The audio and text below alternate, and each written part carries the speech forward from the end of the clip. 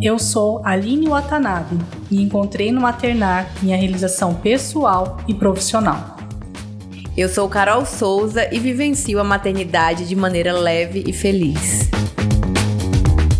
Eu sou Lívia Juste e encontro no trabalho um lugar para ser melhor mãe, mulher e amiga. Eu sou Natália Cunha, mãe de 3, mas facilmente teria 6. Aqui nesse podcast, cada mãe é uma peça.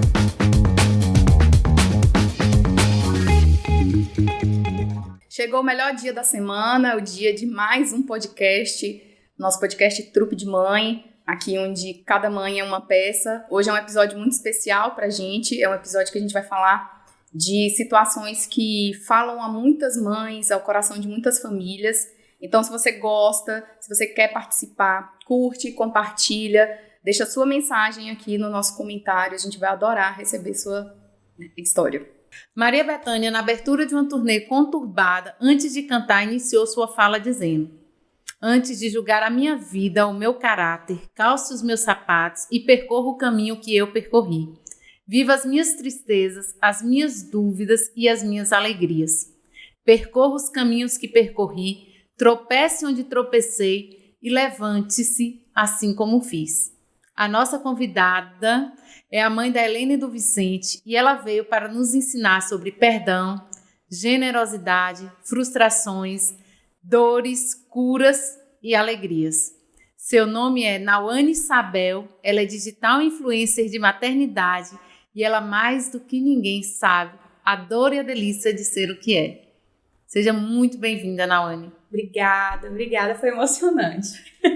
Muito feliz em recebê-la aqui. E você é uma digital influencer da maternidade aqui na cidade, com muitos seguidores, né? E que mostra o seu dia a dia como mãe. E por que esse nicho da maternidade? Oi, gente, tudo bem? Eu agradeço agora pela oportunidade de estar aqui com vocês, compartilhando um pouco da minha vida, compartilhando um pouco da história do Vicente, da Helena comigo. E a história de maternidade, na verdade, veio muito, muito leve, né, a respeito da influencer. Eu sempre sonhei em ser mãe. Se existe um sonho que eu sempre tive, foi ser mãe. Inclusive, minha mãe comenta, né, que quando eu era criança, perguntava o que eu queria ser quando crescer, eu falava que eu queria ser mãe. E sempre foi um desejo no meu coração. Eu nunca sonhei em diploma, nunca sonhei em nada disso. Eu sempre quis ter uma família. E eu tinha um projeto muito grande com isso. Eu queria crescer, casar nova, ter filhos e cuidar da minha casa. Sempre foi um sonho muito grande fazer isso. E quando eu me casei, eu tentei engravidar, logo em seguida. Eu falei assim, agora eu vou ter meu filho. Casei, agora eu tenho um filho. Eu casei com 23 anos. E aos 26, eu já me deparei com a situação de não conseguir ter filho no ritmo que eu queria. Na minha cabeça, com 29 anos, eu já teria 2 filhos. Então, eu falei, poxa, se eu não começar agora, eu não vou ter tempo. E eu vinha tentando engravidar e eu não conseguia. E eu passei por diversos médicos e não conseguia engravidar de forma alguma. Foi quando eu descobri que eu tinha micropolicísticos, né, nos ovários, ovários micropolicísticos, né, e isso me dificultava engravidar uma vez que eu não ovulava. Eu tinha e tenho muito, e eu fiz um tratamento. Conversei com uma médica, graças a Deus achei uma maravilhosa, me entendeu, trocou medicamento que eu vinha tomando há muito tempo. Eu fiquei 3 anos tentando engravidar. E graças a Deus eu engravidei da Helena. Helena vai fazer 4 aninhos agora, dia 25 de setembro. Uma princesa. E logo em seguida veio pandemia, né? E eu falava assim, eu queria ter um filho atrás do outro. Sempre falei que eu queria ter um filho atrás do outro. Sempre falei isso, mas é uma armadilha. Eu falei que queria ter um filho e aí veio a pandemia. Quando chegou a pandemia, eu suspendi isso. Eu falei, não, agora numa pandemia e tal, pensar em filho, a gente nem sabe o que vai acontecer e tal. Mas aí veio o Vicente sem esperar. Quanto tempo depois? E eles têm a diferença de 2 anos e 3 meses, né? E aí eu engravidei de Vicente. Só que o engraçado é que eu demorei 3 anos para engravidar de Helena. E no do Vicente foi assim, pá, puf. que eu nem esperava. E pra mim foi um choque. Você não planejou? Não planejei. Não planejou, Vicente? Não planejei. Embora eu sempre pensei em ter um atrás do outro, não era um planejamento por conta do quadro que a gente se encontrava da pandemia. Sim. Então, assim, não era uma coisa que eu queria naquele momento, e eu me vi grávida, e aquilo pra mim foi um choque. E aí veio o meu primeiro choque, né? Poxa, eu sempre quis ser mãe, sempre quis ter atrás do outro, sempre quis que fosse desse jeito que tá sendo, e como que agora eu tô desse jeito? Como bem diz minha avó, cuidado com o que você deseja, viu? Você pode conseguir. Exatamente. Como é que você se sentia? Quando eu descobri a gravidez do Vicente, a primeira coisa que eu pensei, eu falei, e agora? Tem que sair. Porque eu tive um trauma muito grande no parto de Helena. Então, o meu medo... Com parto normal? Com parto cesariana, ela não foi cesariana. Eu queria um parto normal, mas aconteceu de eu não ter tantas informações quanto eu precisava, cair numa cesariana. E para mim foram muitos traumas. Primeiro porque durante a cesariana minha anestesia acabou muito rápido e eu fui costurada no nu e no cru, sentindo muita dor. Depois, quando eu fui pro quarto, eu senti aquela sensação de que o bebê nasceu, mas parece que a mãe não nasceu junto. E isso aí é um mito, né? Vamos combinar. Tem para algumas pessoas que o amor é instantâneo. Para mim foi, graças a Deus, porque haja terapia, né? Não, vamos pular essa parte. Mas eu conheço várias pessoas que não tiveram esse amor instantâneo. E as pessoas são obrigadas a dizerem que amam porque a sociedade... Foi nesse sentido. Eu parecia que eu amava mais a Helena na barriga do que quando nasceu. Porque naquele momento eu me sentia com tanta dor, tão vulnerável, tão pequena, perto daquela grandiosidade que eu sonhei a vida toda. Entendeu? Eu sonhei, é como se fosse uma fantasia, que naquele momento era uma fantasia. Eu falei, poxa, cadê a realização daquele sonho?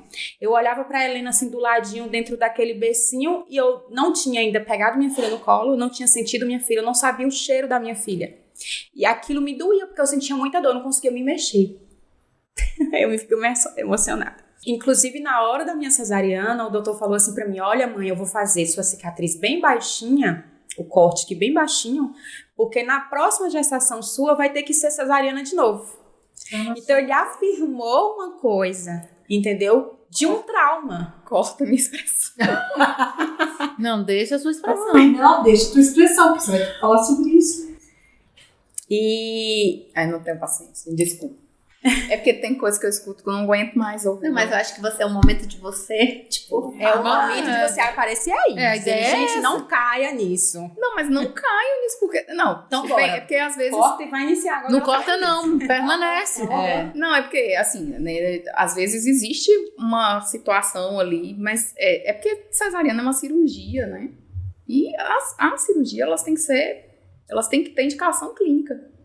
Se não tem uma indicação clínica, é um parto vaginal. Entendeu? O parto vaginal, sim. O parto vaginal é o parto. A não ser que, assim, porque opção. Escolha não então, é uma indicação clínica. Mas tem um direito de escolha. Mas sim. É uma opção. É uma opção? Mas não é uma indicação clínica, você tá entendendo? Determinado parto também não dá, é isso que a Natália tá falando. E por falta de informação, eu caí nisso. Entendeu? Eu caí nisso por falta de informação. E eu me sentia totalmente informada. Inclusive, o sonho que eu tinha era de parir em casa. Eu falava assim, ai, gente, sabe aqueles partos de parteira? Eu acho tão lindo. Nossa, que lindo. eu queria muito parto normal. Agora, esse negócio de parir em casa... não, eu sou o meu pensamento é, beleza, eu quero parto normal, eu vou ter parto normal. Agora eu vou ter parto normal no hospital... com doula, se acontecer alguma coisa, eu vou estar no hospital. Se não acontecer nada, ótimo, maravilha, obrigado Deus. Agora, esses partos, assim, tipo, seja o que Deus quiser, eu quero a naturalidade da vida, vai ser lindo. Não. Mas sabe, Carol, que uma coisa que eu aprendi depois na gestação, fazendo várias terapias com o Vicente e me informando muito através dos profissionais, inclusive uma doula, foi que o parto em casa, ele não é desassistido. Não é porque você está fazendo em casa que ele é totalmente desassistido de profissional. Por exemplo, a doula, o médico, eles vão estar na sua casa. Mas depende do que a mãe vai escolher. porque tem o parto que ele é assistido, porque você se prepara para que você tenha uma assistência, que você realmente pensa nisso. E eu conheço pessoas que pariram em casa só com doula e ponto, entendeu? E assim, não é que eu seja contra isso, jamais, mas não seria nunca uma opção que eu iria escolher para mim. Sim, mas Porque eu prefiro mil vezes, né? Eu queria muito, eu sonhava com o meu parto normal, fiquei 12 horas em trabalho de parto, não me arrependo de maneira nenhuma. Fui para uma cesárea totalmente frustrada, porque por mais que eu falasse que ela queria escolher as vias de parto, né, dela, eu estava totalmente ali plena para poder aceitar, mas não é verdade isso, porque o nosso psicológico, o meu psicológico, durante a gravidez inteira, tava que eu queria um parto normal e que por mais que ela escolhesse vir cesárea, era só vídeos de parto normais que eu assistia, né? O Rafa, inclusive, me acompanhava, né? Toda vez que eu assistia, ele estava ali comigo. Eu achava que iria ser natural se não viesse, que eu iria fazer uma cesárea tranquilamente. Mas a realidade não é essa, que a gente acha que a gente vai estar preparada, mas na minha cabeça eu idealizei um parto normal. Porque já é uma quebra de expectativa, né? Você teve essa quebra de expectativa, acho que você teve uma quebra de expectativa. E a gente? Porque você Você sofreu muito, né? Dor física ali. Então, claro, dor física, qual é a conexão que você consegue ter com dor física? Não é difícil. Mas uma coisa a gente precisa pontuar, que a Sociedade Brasileira de Pediatria, ela coloca que, idealmente, um pediatra, no momento do nascimento, ou algum profissional de saúde com treinamento e capacidade de assistência ao recém-nascido. É o caso da doula? Se for enfermeira, sim, tem que ser profissional de saúde e tem que ter capacitação para assistência ao recém-nascido, você entende? Assim, porque quando nasce tudo bem, mas se não nasce, tem que ter um profissional de saúde que seja capaz de reanimar o paciente, sabe? De fazer a sequenciazinha de reanimação neonatal. Porque nesse então, caso, assim, não é nem só a mãe, né? Existe o bebê também. A gente tem que ter consciência que a gente vai... Claro, né? Isso. E pensar que vai dar tudo bem, a gente sempre pensa, mas a gente precisa pensar que pode ser que aconteça alguma coisa, e aí? Se acontecer, né? Então é mais nesse pensamento. Eu sou a mais seguro. Exatamente. Acho legal, acho bonitinho, tudo mais assim, pros outros. Carol, eu não teria coragem, assim, sabe? Eu acho que a pessoa tem que ter muita coragem. Muita coragem. Eu não teria essa coragem. Eu acho que seria um tópico, né? Um assunto pra gente tratar um podcast inteiro. Pra falar de cesariana e parto normal. Só pegando esse gancho com essa informação que a Naomi trouxe. Que ali na sala de parto, o médico disse pra ela, o obstetra disse pra ela, olha, vou deixar bonitinha aqui, vou deixar bem pequenininha, porque na sua próxima gestação tem que ser cesárea novamente. Existe um tempo limite, um mínimo, que a mãe deve aguardar para poder ter outro filho, que se necessário for tem que fazer outra cesárea. Tem um tempo limite, um tempo mínimo que tem que se esperar? Existe não só pela cesariana, mas também uma outra coisa que as pessoas esquecem é porque assim, existe um tempo de recuperação do corpo, né? Cicatrização, né? Que às vezes até gera um risco de ruptura, né? Uterina do útero não tá ainda... Porque ele fala que o útero tá fino. Mas isso se usa assim. Popularmente, né? Isso, mas existe um outro risco, que é um risco nutricional, né? Então, uma mãe que por exemplo, vem de uma gestação que não foi bem nutrida, que não foi suplementada caso, né, tenha sido necessário, entra numa amamentação, então essa mãe ela está num processo de desnutrição, de micronutrientes, e entra em outra gestação, entendeu? Sim. E o impacto disso é também pro feto, principalmente pro feto. Mas qual é esse prazo, Nath? Pelo menos 1 ano. Assim, então, assim, regra geral, né? Regra geral. Mas porque só pra a gente ver se eu sabe que entendi. existem outras Um ano, pessoas. se ela teve um parto com 1 ano de diferença, ela pode ter um normal, ela pode ter um cesárea, depende da via de parto. Se ela tiver apta, sim. É porque culturalmente as pessoas têm essa ideia de que como você teve o primeiro parto cesárea, você não pode ter o segundo. É só se lembrar que a cesariana é uma cirurgia que precisa de uma indicação clínica, né? Porque a gente tá falando aqui a grosso modo. Eu não tô pontuando os pormenores, que é o que a gente leva em consideração. Não, você, Nawane, você, Aline, precisa esperar X tempo. Você, Nawane, 2X tempos, entendeu? Mas, regra geral, não teria porquê, só por por eu ter tido uma cesariana antes, eu não posso fazer um parto vaginal depois. E eu escutei isso. Então você não vai poder ter parto normal mais, porque você já teve uma cesárea, né? Gente, mas deixa eu dar uma dica. Deixa eu dar uma dica aqui, pra quem é paciente. Pergunta por quê? Por que eu não posso? Me explica por quê. Não, Eles na falam verdade, isso, ruptura. na Tipo verdade assim, o que eu escutei não foi nem de um profissional, não. Tá? Só corrigindo, né? Várias pessoas comentaram comigo, você teve... Mas pergunta por quê? Porque disse que não pode ter, não tem. Diz que não pode. Aí minha sogra falou assim, mas eu tive uma cesárea e depois tive normal. Aí na Nawane também falou, né? Mas a Nawane ainda teve a indicação médica. A Nawane veio de uma... mas o primeiro que foi cesárea, né? O segundo que foi normal. Ou seja, depois de 2 anos. Ela nem falou ainda se o segundo foi normal. Ela disse que ela estava sendo costurada e ele falou pra ela que ela teria... Que o segundo filho passar pela cesárea. Na verdade, da conversa que nós tivemos lá atrás, entendeu? E por que a Helena foi cesariana? Porque eu tava de 40 semanas e aí ele deduziu que tinha que ser, ele fez uma ultrassom e disse que a Helena tinha 4,5 kg. E com 40 semanas que ele não ia deixar eu passar por esse procedimento de parto normal, uma vez que eu não tinha entrado ainda em trabalho de parto. Entendi. Né? Eu tava com 3 centímetros dilatado, sem trabalho de parto, com 40 semanas, e ele já estava na sala de cirurgia fazendo outras cirurgias, só enviou o enfermeiro para me preparar para ir. E naquele momento ainda eu falei para ele, assim, eu quero normal, tem como induzir? E olha como é a falta de informação, né? Eu tava com prazo, eu podia vestir minha roupa e ir embora, na verdade. Eu podia guardar isso em casa. Tava tudo bem, líquido, ok. Tava tudo bem. Por que eu não poderia esperar mais um pouco? Eu poderia esperar mais um pouco.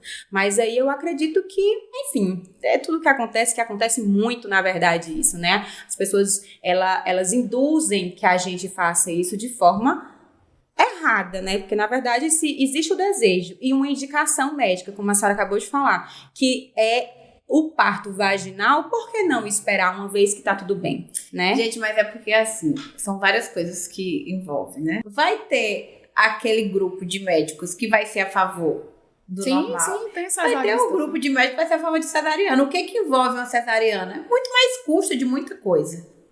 Para movimentar o mercado, ok. E para economizar tempo, na verdade. Mas nem precisa muita botar treta. isso. Não, mas não Na verdade, é para economizar tempo. gente, e outra, do mesmo Você pode jeito, agendar, né? Do mesmo jeito que tem a cesárea, eu não vou... Claro, eu quis parto normal, eu procurei uma médica que realmente fizesse parto normal, né? Fazia cesárea, fazia normal. Enfim, foi uma preferência minha. Do mesmo jeito que quem quer, de repente, uma cesariana, vai direto em quem faz cesariana. Tudo bem, mas quando você já tem uma ideia formada na sua cabeça do que você quer, ninguém me induziu a ir para uma cesárea. Eu fiquei 12 horas em trabalho de parto e não tive evolução.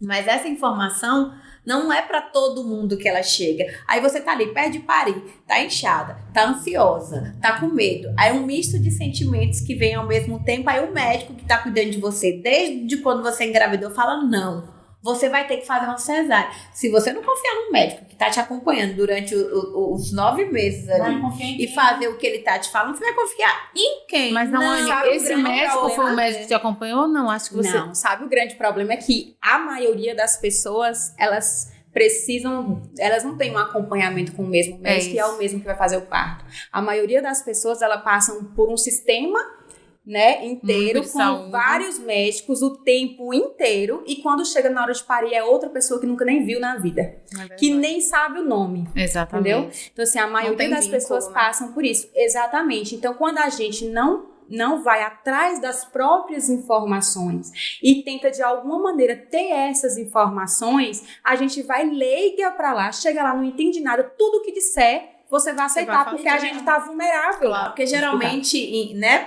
pelo SUS, a informação que chegou até mim é que a maioria dos partos eram normais, exatamente porque o custo de uma cesárea... Você acredita? Na verdade, Carol, você acredita que é o contrário, de quem Carol? seja Acredita que é o custo do normal é mais caro? Não, é o tempo do seu médico. Exatamente. Porque o médico quer que seja rápido. Dentro de... Ele tem um plantão X, ele tem um número tal para operar. Ele pode operar aqui e vai embora. Vou curtir a vida. O parto normal pode demorar 24 horas. O que eu fiquei sabendo também era que a pessoa ia pra lá, ficava lá esperando que te dor. Não tá na hora não, então vai pra casa. Sofre lá também. em casa. Acontece essas coisas também. Acontece muito também. Acontece muito também. Aí já entra a questão da negligência médica, né? Porque você pode até mandar ir pra casa, desde que você se assegure que tá tudo bem com a mãe e com o bebê.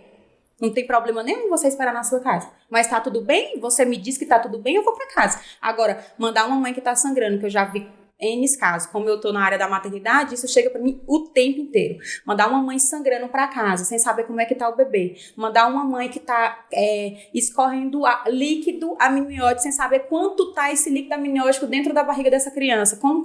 Dentro da barriga dessa mãe. Como que essa criança tá? E aí ela manda pra casa, isso é negligência médica. Agora, uma vez que tá tudo bem, comigo tava tudo bem, eu não tinha nada, não tinha problema nenhum comigo.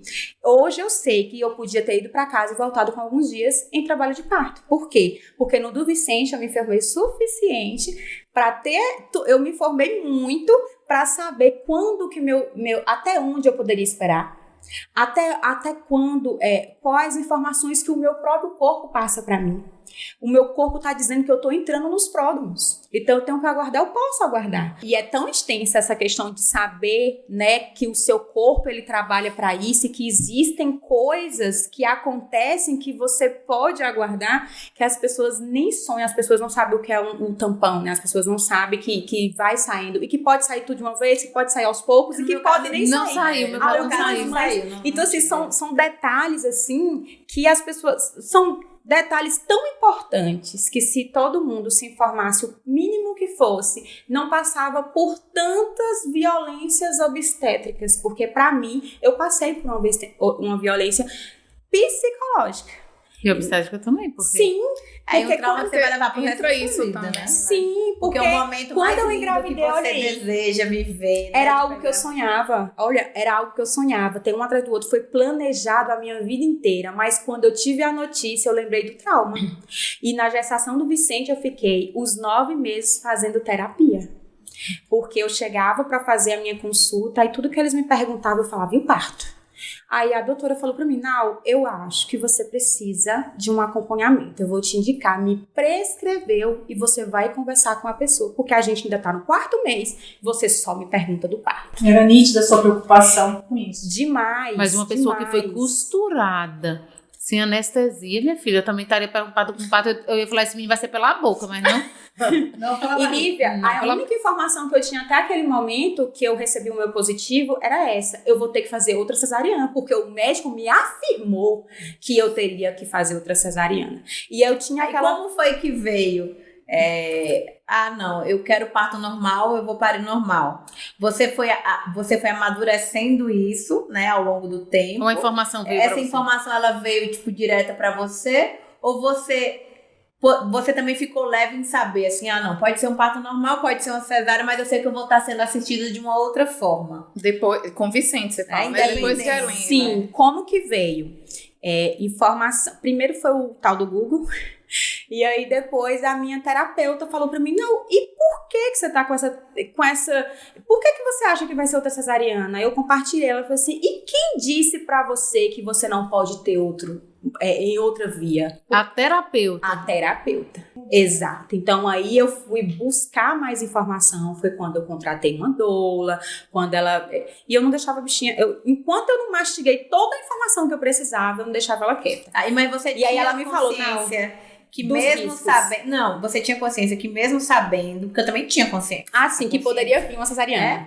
Que mesmo assim você poderia não conseguir ter um parto normal? Tinha, porque ela deixava muito bem claro, a gente vai fazer de tudo pra realizar o seu desejo. Porém, saiba que isso não pode ser concretizado se houver alguma complicação. Mas aí ela me deu uma lista do que pode acontecer. Então ali eu estava totalmente informada. Estava mais clara, né? Muito mais. E eu fui contra todo mundo. Tipo, meu esposo ficava falando pra mim, amor, você tem certeza que não vai ser uma cesariana? E o engraçado é que o meu trauma da cesariana não foi somente a questão ali de ser costurada, já sem anestesia, de tudo, né? Não foi só aquilo de não sentir aquele amor à primeira vista pela minha filha, uma vez que eu não consegui nem sentir o cheiro dela.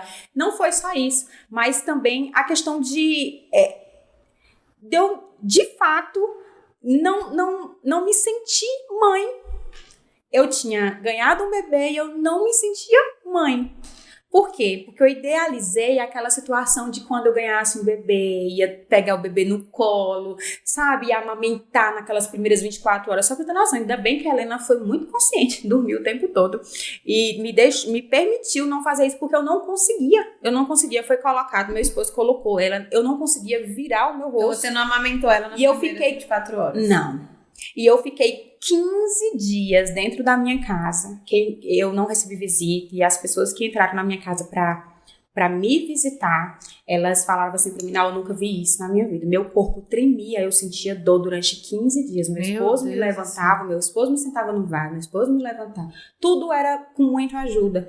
Então, foi algo muito difícil, assim, sabe? Tudo que eles fizeram. E eu sentia eles mexendo dentro de mim. Enfim, foi um trauma muito grande. Então, se eu tivesse passado por aquilo de novo, eu não sei como seria isso. Seria muito difícil. Graças a Deus que eu te conheci depois de já ter o meu filho. Porque meu sonho era ter cesárea.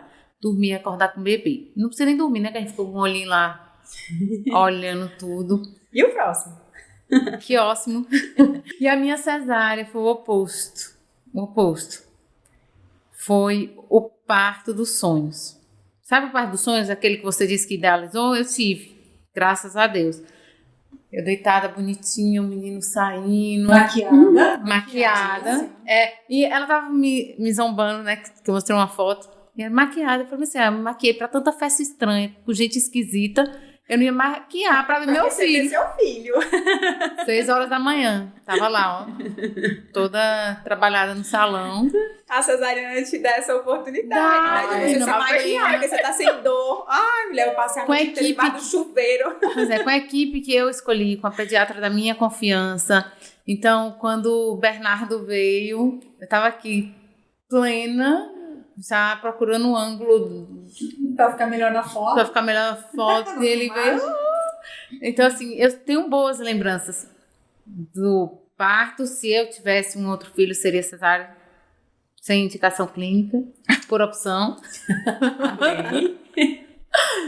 E lamento muito, assim, pela sua história. Primeiro, porque eu imagino que muitas pessoas estejam passando por isso. A gente pode até, inclusive, aproveitar esse momento para pedir para você de casa que tenha algo parecido. E não precisa ser só a experiência de dor, não. Uma experiência agradável que você teve na hora do nascimento. Que mande lá nas nossas caixinhas, no nosso comentário, no nosso direct, que a gente gostaria de compartilhar com todo mundo para que fortaleça esse movimento de que a gente pode escolher. Se o sonho é ter parto vaginal, que você tenha vaginal e que seja um sucesso, se essa cesárea também seja tão auspicioso quanto a outra via. E a ideia, né, do podcast é essa, porque compartilhando tudo fica mais leve. Engraçado, falando disso aí, eu fico lembrando, né? E peço, inclusive, permissão a vocês para falar também para os seguidores, para todo mundo que está assistindo aí, se informem muito, porque quanto mais informações vocês tiverem, menos violência obstétrica vocês vão passar. Tem gente que passa pela violência obstétrica que nem sabe que é uma violência obstétrica. Não, eu tive que fazer assim, meu parto teve que ser assim. Mulher, por que teve que ser assim? Não sei. Na hora lá, o médico subiu em cima de mim, me empurrou, ou várias outras coisas que já aconteceram, e até aquelas pequenas, gente, o não poder gritar, o não poder isso, o não poder aquilo, isso não existe. Gente, eu gritei que no hospital do outro lado lá, o povo na fisioterapia me ouviu e veio correndo pra cá. Então, assim, não existe isso. Você é livre nesse momento. É importante que as pessoas saibam disso, porque realmente falta essa informação, sabe? Mas eu quero dizer que só quem pode garantir a informação é você mesma. Você precisa buscar a informação, né? Aonde vem a confiança, né, que Carol teve, você teve da equipe, de se informar mais. Busquem isso, porque é muito importante. E plano de parto. Toda mulher tem direito a plano de parto. Não importa se você vai ter um filho no SUS ou se você escolheu e contratou e vai ter particular, você tem direito ao plano de parto. E se informe porque o plano de parto é a sua segurança de que o parto, aquele momento seu, não seja subtraído, que você olhe para aquele momento com dor. Você tem que olhar e dizer assim, exatamente do jeito que você foi como eu escolhi. Engraçado que no parto do Vicente eu escrevi o meu plano de parto. E aí a doula falou bem assim pra mim, eu nem sabia que podia fazer isso, inclusive ela falou pra mim, escreva tudo, nos mínimos detalhes, inclusive a trilha sonora. Ia falar isso agora. Inclusive a luz, se você quer baixa, se você quer branca, escreva tudo e idealize esse momento, sabe por quê? Porque energia boa traz coisas boas. E ela me falava isso o tempo todo. E eu era muito positiva. Eu vou ter o meu segundo filho do jeito que eu sempre sonhei. Eu falava isso pra mim todos os dias e foi melhor. Foi melhor, sabe? Claro, gente, não vamos ser hipócritas e dizer que não dói. Dói. Porque não tem como não doer. Mas quando você tá preparado, informado e você sabe, inclusive, que dói, é lindo. É lindo. Essa lindeza aí, a gente pode fazer umas perguntas assim um pouco mais constrangedoras ou tipo a gente fica? Porque assim, todo mundo fala que o parto normal tem aquela polêmica, né? Faz ou não faz o número 2? Você fez? Então, faz, mas eu não fiz. Mas pode fazer.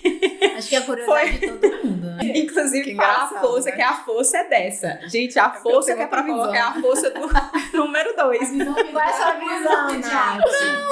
Não é assim. É porque isso pra gente é tão natural, sabe? Que isso não é uma preocupação. Olha, concluindo a pergunta que a Aline me fez, eu comecei a compartilhar no Instagram as feridas no seio no amamentar a Helena. E depois disso começaram a surgir pessoas que passavam pelo mesmo problema que eu, né? Que eram as fissuras nos peitos. Para mim, a parte mais difícil foi essa questão da amamentação. E as pessoas começaram a se identificar e começaram a falar comigo, e a gente começou a ter essa troca bacana, e começaram a chegar pessoas, e aí vieram os mêsversários, e uma pessoa começou a me mandar os recebidos. E aí falava, nossa, vai fazer um mêsversário, vai ser qual tema? Eu vou mandar um presente. Aí começaram a me enviar presentes. E foi assim que surgiu. Uma amiga, a Júlia, chegou pra mim e falou assim, Nau, você leva muito jeito.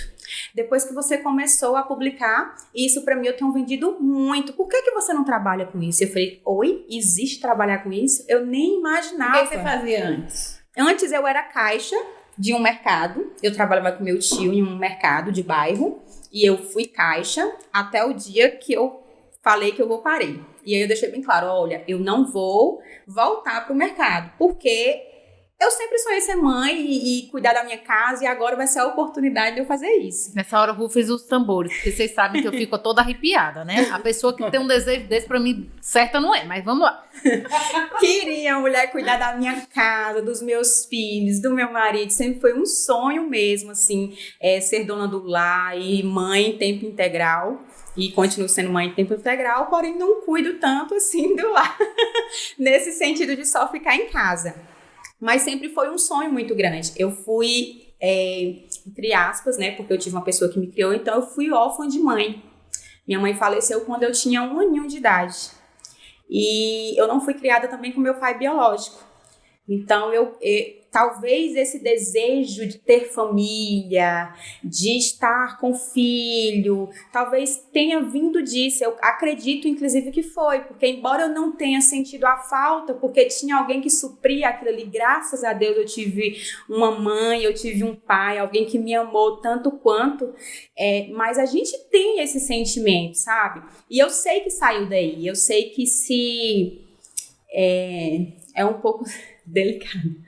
Eu sei que surgiu daí a vontade de ser mãe. Eu sei, essa questão de família, pai, mãe, filhos, é muito forte em mim. É muito forte. E pra mim a coisa mais linda que tem é a maternidade. Eu não vejo algo mais surpreendente do que a maternidade, independente de como ela começa, sabe? Eu acho que o meio, independente de como ela começa, o meio é o mais bonito. Foi quando surgiu a questão dos mêsversários. A única foto que eu tô com a minha mãe biológica foi do meu aniversário de 1 ano. E eu acredito também que por esse motivo eu faço todos os meses, porque pode ser o último mês.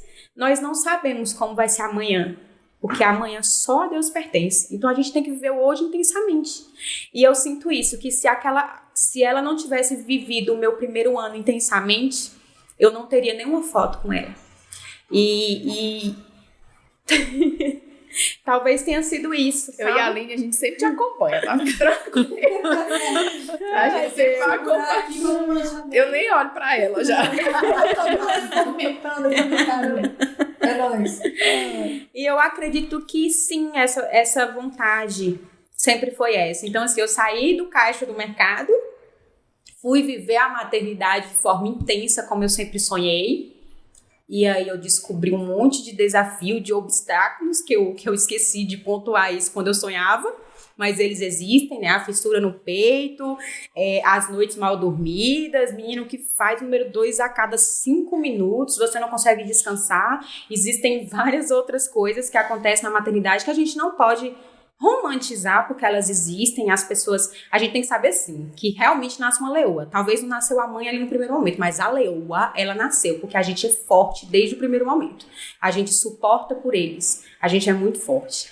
E eu descobri isso, que o meu amor não surgiu na intensidade que ele deveria surgir naquele momento por conta de alguns traumas. Mas eu sei que a leoa que existia dentro de mim, ela floresceu ali, porque o desejo de estar bem, para estar com ela, era muito maior do que a dor.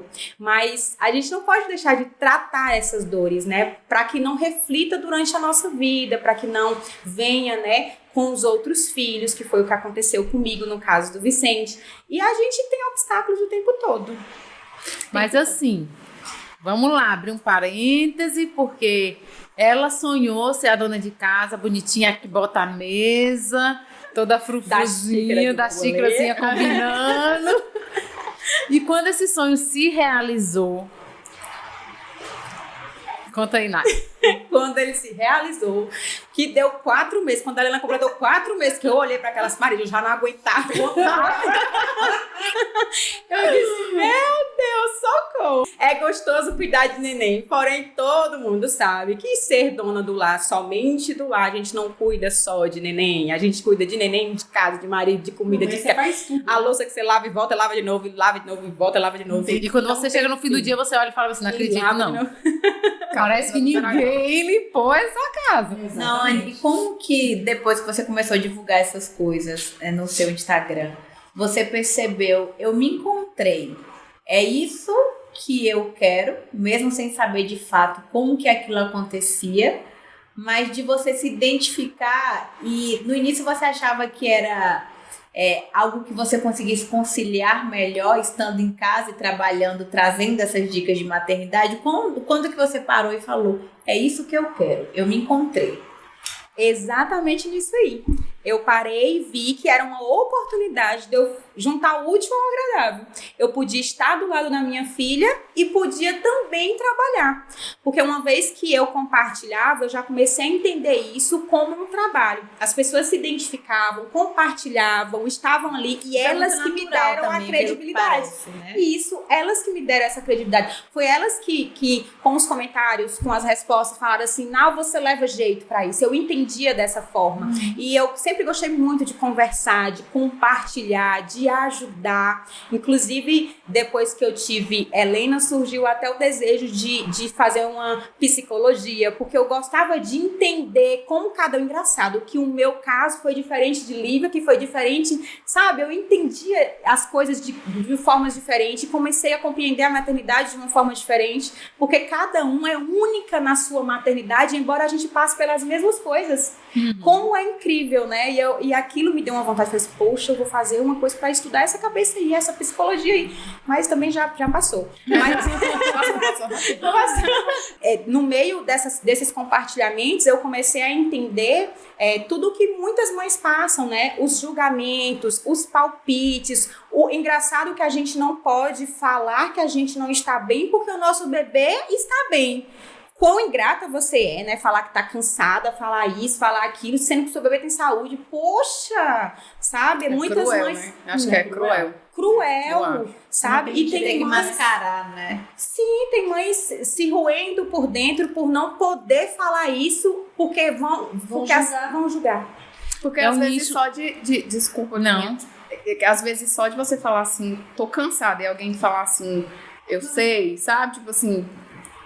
Pronto, já é o suficiente, né? Você não precisa ficar ali, mas eu acho cruel você não poder nunca colocar nada pra fora, nada que seja diferente de graças a Deus. Não, graças a Deus, tá tudo bem, né? Mas, poxa, a gente cansa, né? A gente sofre, a gente chora, a gente tem outros desejos, né? Tem outros anseios que não estão só ali, né? Apesar de, às vezes, ser prioridade.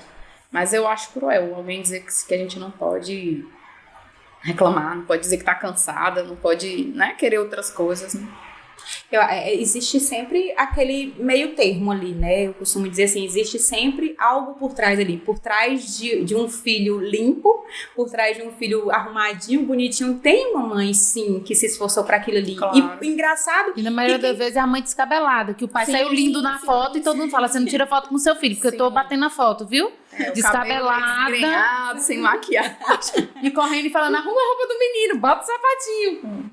Exatamente. E as pessoas esquecem dos bastidores, né? Elas gostam muito de ver as coisas bonitinhas, mas esquecem dos bastidores. Então, assim, permitam que as mães falem o que elas sentem de fato. E isso não é ingratidão, não. Eu tenho certeza disso. Porque quando eu reclamo, ainda continua sendo a minha prioridade, o amor da minha vida, a melhor parte que tem em mim, minha melhor versão é a maternidade. Mas ainda assim a gente cansa.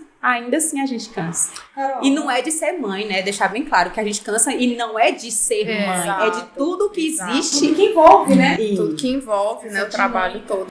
O engraçado é que eu escolho a pior parte pra compartilhar. Mas- Eu não gosto de fantasiar muito. Uma vez que a gente já tem todo mundo fantasiando, eu gosto de mostrar a realidade nua e crua, sabe? Eu gosto de mostrar o cocô na fralda, eu gosto de mostrar, né, a perna inchada. Eu podia só mostrar que ele recebeu a vacina, mas eu mostrei que causou um endêmico, a gente tem que cuidar daquilo ali com compressa gelada para que, né, eu mostrei. Então, assim, eu gosto de mostrar realmente aquela parte que ninguém mostra, porque é isso que você vai se identificar. Porque todo mundo já fala que é lindo e maravilhoso.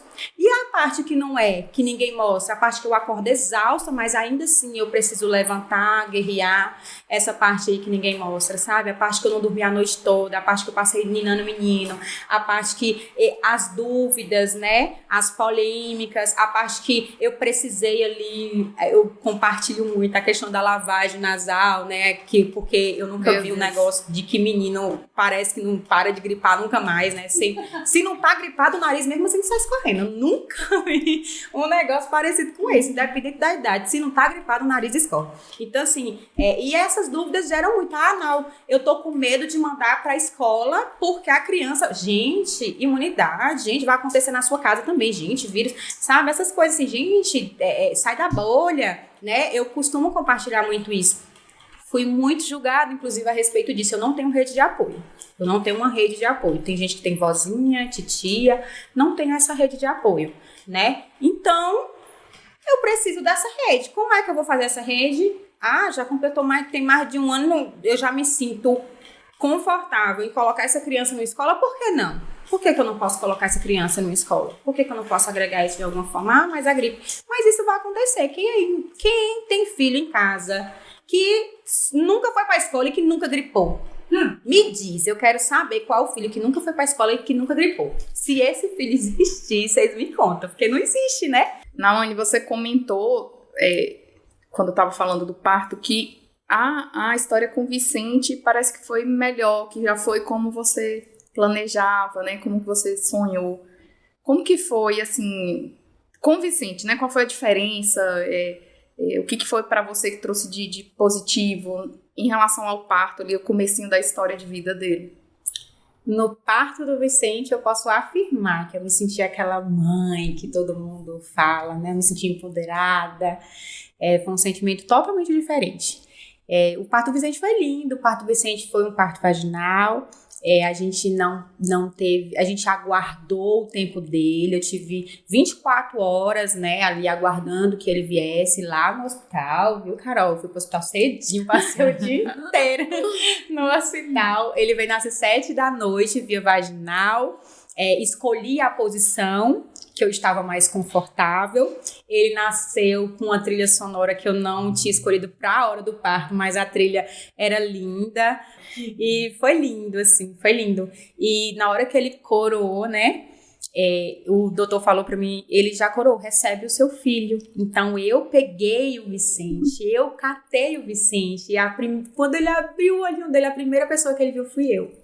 Então, assim, o parto do Vicente foi lindo, foi tudo que eu sempre sonhei, embora eu não estivesse na minha casa, foi lindo lá, porque foi um parto vaginal sonhado, esperado e que deu tudo certo, graças a Deus, né? O Vicente nasceu cheio de saúde, o primeiro contato foi pele a pele, né? Eu tava sem aquela roupa, Então ele foi pele a pele comigo, eu já botei imediato no meu peito. Então assim, foi uma coisa linda, que na hora a gente esquece todo o trabalho de parto, toda aquela A dor você já nem lembrava. Já nem lembrava mais. Então assim, aquela mágica que eu esperava ter desde o primeiro filho, eu tive no segundo filho. Que bom, né, que você teve a oportunidade de ter essa Que bom que eu experiência positiva. Essa experiência, né? Isso. E que bom que eu não desisti no primeiro trauma, né? Que bom que eu não desisti. Embora não tenha sido planejado, eu nunca pensei em não ter o segundo filho por conta do trauma, né?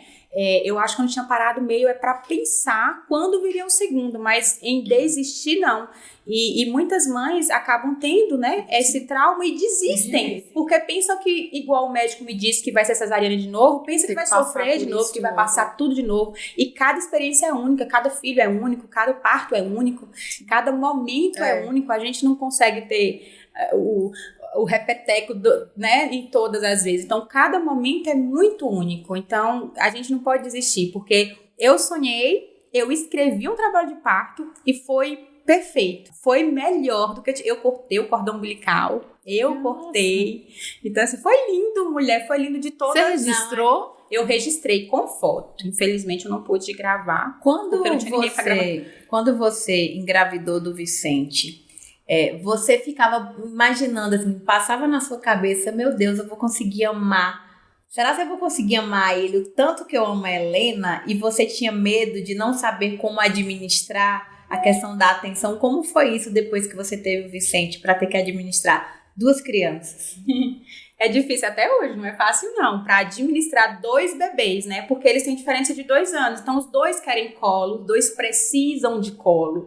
Existem ainda a mesma necessidade. Quando o Vicente nasceu, a Helena ainda usava fralda. Então, assim, eram 2 bebês que aí as pessoas me botavam muito medo. Existem as palpiteiras de plantão que te desanimam pra tudo, né? Vai perder o colo. Já fala assim, se você estiver grávida com uma menina aqui, já fala, vai perder o colo. Eu nunca vi. Eu queria dizer que perde. Não é. É porque normalmente o pequenininho, ele necessita mais de você. Mas o amor, eu tinha muito isso de como que eu vou amar o Vicente na intensidade que eu amo a Helena. A Helena, eu amei ela desde a barriga. Eu amei muito a Helena na minha barriga. Muito, assim, ao extremo. O Vicente, o amor dele veio mais depois que ele nasceu. E quando eu junto os 2, eu descobri que não existe dividir amor. É 100% de um e 100% de outro. É incrível como a gente tem 200% de uma coisa só. Eu digo que o amor não é um sentimento para ser dosado, né? A gente não precisa ficar dosando, dar um pouquinho. Não, pode dar Quem tudo se que ama tem. mais, né? O Dura quando um deles pergunta, mãe, quem se ama mais? Os meus nunca me perguntaram. Lá em casa eu pergunto Eles não direto. perguntam. Meu irmão fala que ele foi adotado. Porque como ele foi o segundo filho, ele fala que fotos minha mãe tinha mais, tipo, aí ele fica fazendo minha mãe procurar foto que minha mãe estivesse grávida e estivesse com ele junto pra provar que ela teve grávida 2 vezes. Minha filha até hoje é uma novela lá em casa. Mas isso vai ser outro podcast. E vem o terceiro nome.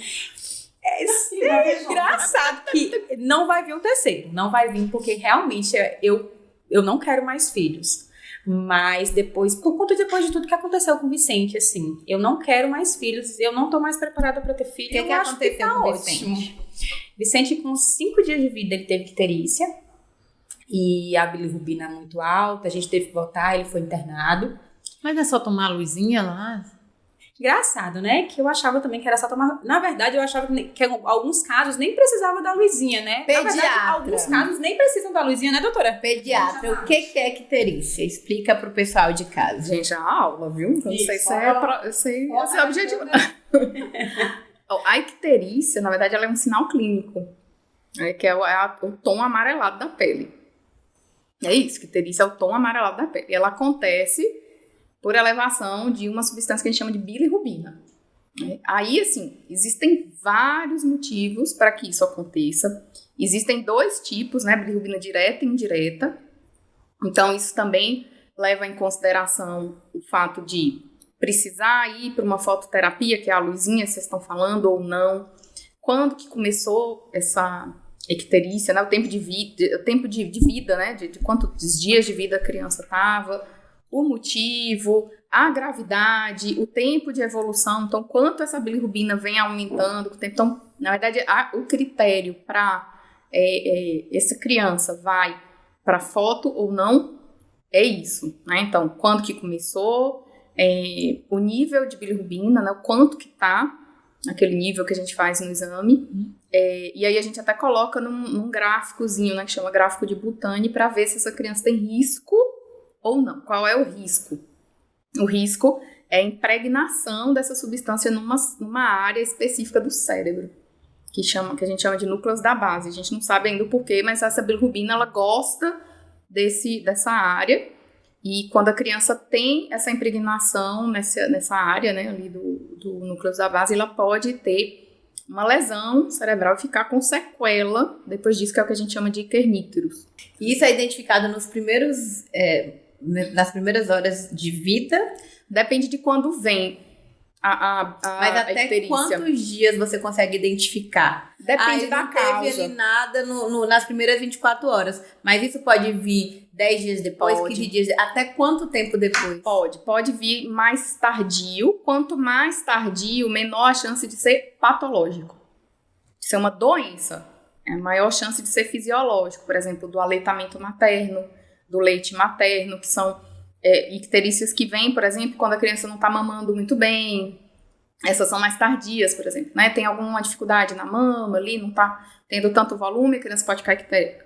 E aí seria uma questão fisiológica. Fisiológico. Né? Quanto mais tardio, fisiológico. Entendi. Quanto mais precoce, provavelmente patológico. Uma criança de 6 meses, ela pode ter? Uma criança de 6 meses para ficar ictérica, aí assim, são causas diferentes. Ah, entendi. Entendeu? Então, e não vai levar ao kerníteros, né? São causas, por exemplo, infecciosas, na maioria das vezes infecciosas.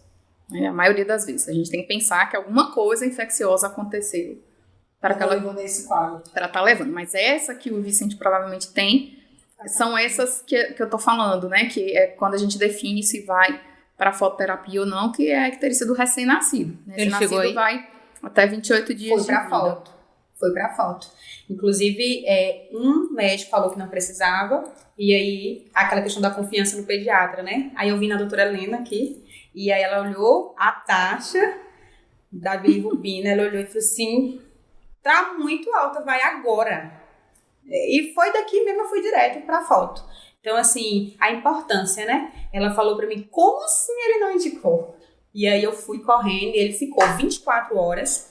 E aí o doutor falou assim, olha, vai ter que ficar 3 dias na foto, porque tá muito alta a bilirrubina. A gente ficou só 24 horas e baixou, assim, de uma forma milagrosa, porque tudo no Vicente foi milagre. Eu costumo dizer que o Vicente é um milagre mesmo. Tudo, quando o médico falava, eu falava assim, eu não aceito, vai ser em tempo recorde, eu falava pro médico. E ele, olha, eu entendo que você é a mãezinha. Aí eu falei, vai ser. E tudo era muito, assim, muito rápido. Graças a Deus, ele ficou 24 horas, baixou, a gente recebeu alta e não teve nada mais, assim. Né? A questão da pele, ele me explicou, vai sair com o tempo. O ideal é que a bilirrubina baixe, né? Porque é igual eu falei, a gente coloca num gráfico. Então, se baixou num nível que no gráfico ele não tem mais risco, que o risco é essa sequela neurológica, ele não precisa da fototerapia.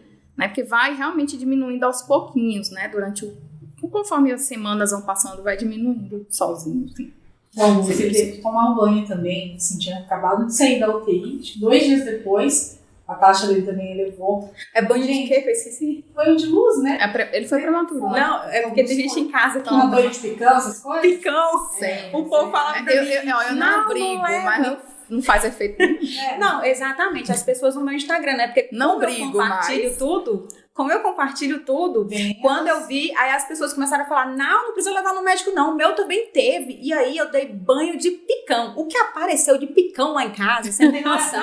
E era uma água amarela naquela banheira, era noite, eu falei, meu Deus do céu, o menino vai entrar nesse aqui. E eu dando esses banhos de picão, levando pro sol, banho de picão, levando pro sol. Mas aí aquele negócio que eu sempre falo pros seguidores, gente, pequem sempre pelo excesso. Eu tava olhando que aquilo era uma baboseira, eu falei, gente, isso aqui não vai dar nada não. Se eu não tivesse pecado pelo excesso e procurado, né? Quem sabe a gente não tinha uma sequela por conta disso. Então, eu costumo dizer assim, pequem sempre pelo excesso, levem sempre no pediatra, porque, gente, O trem lá é amarelo, como é que vai tirar o amarelo? Eu tava na impressão de que vai ficar mais amarelo, menino.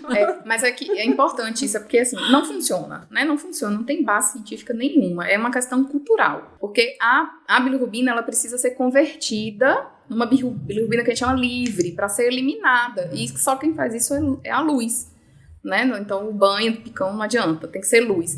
O sol, às vezes, até ajuda. Foi assim que veio, né? A fototerapia, a história foi essa. Eles viam que as crianças que estavam ali amarelinhas, que eram expostas, iam melhorando com o tempo. Só que a Sociedade Brasileira de Pediatria, ela não recomenda mais exposição solar. Né? Porque Então, daí já vem outro, melhora uma e piora outras coisas, né? porque aumenta realmente o risco de câncer de pele, né? Então, exposição solar direta a gente não recomenda mais. E assim, também tem outra coisa, né? Às vezes, a depender do nível e da evolução, como eu disse, não adianta. Precisa ser a luz específica, porque a luz, ela tem uma distância, uma intensidade, uma onda de luz, tudo isso já é pensado para que aconteça essa conversão, entendeu? Então, às vezes, a depender, nem o sol vai funcionar. E ele em 24 horas, ele recebeu alta daí da fototerapia? Isso, aí fomos pra casa. Tranquilo. Tranquila. Eu achava que era só isso, né? E aí, depois disso, veio o que muita gente conhece, né? Quem me segue aí. E muitas pessoas chegaram a me seguir depois que aconteceu um fato grandioso, assim, que foi a questão do Vicente ter a bronquiolite, que é um vírus que todo mundo diz que todo bebê tem, que a maioria dos bebês tem bronquiolite, e eu nunca tinha escutado falar em bronquiolite. Mães me seguem, pessoas à minha volta, tenho vários sobrinhos e eu nunca tinha escutado falar em bronquiolite. E por não ter escutado falar, como eu tinha uma filha mais velha, enviei a neném para a escola. Helena pegou uma gripe, que era o vírus da bronquiolite, que nela foi super tranquilo, porque ela já tinha mais de 2 aninhos, então nela foi uma gripe. Ela em casa espirrou no Vicente por causa de um espirro. O Vicente pegou a bronquiolite e agravou em um estado gigantesco e chegou a ser entubado por conta dessa complicação respiratória, né? Que é a complicação ali, que é a inflamação dos brônquios, né? Que é a bronquiolite, que é uma coisa que também, né, doutora, que muita gente confunde. Pelo menos é uma dúvida que muitas mães falam pra mim sobre a bronquiolite. Não, o que é a bronquiolite? O pulmão tá cheio, né, secreção no pulmão. E eu falo, gente, não tem a ver com pulmão, tem a ver com brônquios. Por isso que é bronquiolite, tem a ver com a passagem ali, na verdade, do ar até chegar ao pulmão, é isso? Se eu só te fazer uma pergunta antes, ele tinha quantos meses? 20. Ele tinha dias?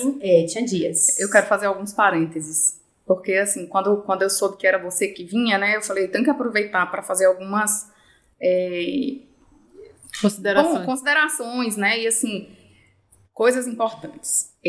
Você tinha uma criança em idade escolar, né, então, na verdade, que ia para a escola, né, que frequentava a escola.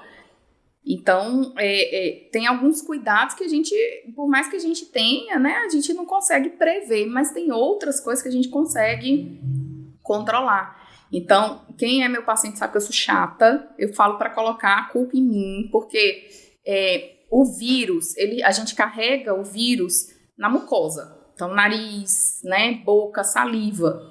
Então, é aquela coisa de, fulaninho nasceu, vamos visitar. Não vai visitar. Você só vai visitar se você for aquela pessoa que vai chegar lá para segurar o neném para a mãe tomar um banho, para fazer comida, para limpar a casa. Se você for essa pessoa essencial para ajudar no dia a dia, aí você vai. Se você não for, você vai esperar. Vai esperar. E eu falo isso, bota a culpa em mim. Diz que eu só libero depois dos 3 meses, que pelo menos já vacinou, né, as principais vacinas, porque isso é real. Né? Nem sempre as pessoas têm a noção de espirrei ontem, tossi, mas é só um pouquinho, não vou. Não, as pessoas às vezes vão visitar recém-nascidos, bebês muito pequenos, gripadas, doentes, não tenham cuidado. Beija a mãozinha, o pezinho, que é onde a criança começa a explorar o mundo, então leva pra boca, sabe? Então, assim, não visitem, esperem, sabe? A criança vai estar ali, vai ter tempo pra... Mas realmente é assim que acontece. É assim que acontece. É assim que é transmitido. Você falou. E muita gente leva como frescura, né? Mas não é frescura. Mas eu vou dizer uma coisa. Não recebi visita nos primeiros meses. Foi uma adesão minha e do Rafa. Eu não sei se porque no final da minha gestação, essas informações de bronquiolite e de vírus, a questão do Covid também, de ir e voltar, intensificou muito, assim. Então eu tive um medo que não fazia parte de mim, mas naquele momento era uma insegurança, era um medo, sabe? Tudo novo pra você tendo que se readaptar a uma nova vida, que até então era desconhecida, porque por mais que a gente leia, se informe sobre e tudo mais, você precisa em algum momento escolher sua sanidade mental, né? Você tá ali, uma criança que depende de você 100%, onde tudo é novo pra você. E o medo, porque o sentimento que eu mais senti ali nos primeiros momentos de vida era, e agora, né? De você proteger uma pessoa, um bebê totalmente indefeso de tudo, e aí você fala, gente, não tem como, né? Não tem como receber visita, meu psicológico não dava, sabe? E hoje eu não me arrependo de jeito nenhum. Quando eu tiver o segundo filho vai ser do mesmo jeito, o terceiro filho vai ser do mesmo jeito, o quarto filho. E o quinto filho. Não aceito passar de mim. Nossa. Por favor, seguidores de Carol Souza, façam uma vaquinha e dêem a ela TV. A casa dela não tem televisão. Calma, uma TV gente, pra já Carol. tá tudo resolvido. Já conversei. O próximo vai ser trigêmeos, vai ser uma invenção. Um Natália vai ajudar a cuidar, outro Aline, outro Lívia. Tá certo. Tá amarrado, eu dou conta de cuidar além do meu. A rede de apoio. A rede de apoio. Foi por falta da rede de apoio que a Helena foi pra escola, pegou o vírus e chegou em casa. Por quê? Porque eu me via sem ninguém pra me ajudar. Você tem 2 bebês que tem que ficar no seu colo, você Claro, tá... sem hipocrisia, né, gente? Não tem como. Então, assim, ou ia... E acabou que foi, no fim, ficou em casa do mesmo jeito. E acabou que a gente passou pelo fato, só a gente ali em casa. Meu esposo, graças a Deus, conseguiu pegar ali umas férias. Mas e como a gente você descobriu conseguiu se embalar. que foi bronquiolite? Como você descobriu? Então, era tudo muito novo, não tinha informação, mas eu vi que tinha alguma coisa errada com o Vicente. O Vicente passou a noite inteira acordado gemendo. Ele não chorava, ele gemia. Mas como a Helena também não chorava, eu achava que era coisa dos meus filhos, de não chorar, só faz um charminho, sabe? Aí eu falava, o Vicente é igual. Só que o Vicente, ele gemeu a noite inteira e não pegou meu peito. A Helena gemia, mas mamava o tempo todo. E o Vicente, eu comecei a achar estranho que ele não pegava o meu peito. Aí eu comecei a ficar com aquele peito inchado, e o Vicente não mamava. E eu tirava, botava na chuquinha, tentava dar no copo e ele não mamava de jeito nenhum. E ele gemia o tempo todo. Aí você começou a ficar alerta. Eu comecei já a colocar um alerta, porque eu sempre peco pelo excesso. Eu falei, não tá errado. Aí meu esposo olhava pra ele de manhã, olhou e falou assim, Mo, ele muito quieto. Aí meu esposo falava, Mo, ele tá vendo que não tá com sono. Aí eu olhava pra cara dele, mas ele não tem que estar com sono, ele tem que estar com fome. Se ele não homens comeu, e suas ele tem que percepções. estar com fome. Ele não tá com sono. E meu esposo, ele é muito atencioso, sabe? Aquele tipo de paizão muito alerta. Só que o Vicente realmente estava com sono. Só que é porque o corpo é perfeito, né? Ele estava economizando ali mais ou menos uma energia, porque ele não podia gastar energia, uma vez que ele não tem ar. Né? A gente é feito de fôlego. Uma vez que ele não tem ar, ele estava economizando energia ali. Chorar precisa de ar, porque é o fôlego da vida, né? A criança, quando nasce, ela faz o quê? Chora. Se a criança não tá chorando alguma coisa de errado, porque a criança chora, gente. É normal a criança chorar. E ela tem que chorar. Então, aquilo foi um alerta. Eu levei pela manhã no pediatra e avaliou. E esse pediatra me passou o antibiótico e mandou ir pra casa. E eu fiquei com aquilo na cabeça. Eu falei, uai, gente... Não, eu cheguei em casa, eu só percebi quando eu cheguei em casa. Cheguei em casa, fui trocar a roupinha do Vicente, ele no trocador. Quando eu desabotoei o body, me veio, né? Eu falei, uai, o pediatra nem tirou a roupa do Vicente? Aí ligou um alerta. Quando eu levanto a blusinha do Vicente, eu notei a respiração. A respiração, como fala, doutora? Deve ser tiragem. A tiragem, isso, mas tem intercostal. Intercostal, né? Essa costelinha afundava. E o engraçado é que é muito comum, a respiração do bebê, né? Ser abdominal, porém é pra cima. E ele tava pra baixo. Pra dentro. Pra dentro. É como se ele fosse... Ele estava fazendo exatamente isso. Então, quando eu levantei, que eu vi aquilo ali, do jeito que ele estava, só catei o Vicente, entrei dentro do carro, porque a bolsa já estava pronta, que eu tinha vindo do pediatra, né? Mas seu marido não falou assim, você tá doida, mulher? Não, porque ele não fala não, nem ele sabe a mulher que ele tem. Ele não fala nada, ele só dirige, ele só pega o carro e sai correndo. Eu tenho muito isso de sentir, e eu acho que todas nós mães temos isso de sentir, sabe? A gente sabe quando tem alguma coisa errada, a gente sabe como é só uma manha, a gente sabe qual é o choro de fome, o de sono, é incrível, mas a gente sabe. Tem vários tipos de choro, e a gente compreende esse choro. Aquele momento ali, que eu peguei ele e saí correndo, quando eu cheguei no hospital, eu só fui levantando, meu filho tá com insuficiência respiratória. Eu não sabia da bronquiolite, mas eu sabia que ele tava com insuficiência respiratória, sabe? E o engraçado é que Deus dá os alertas pra gente.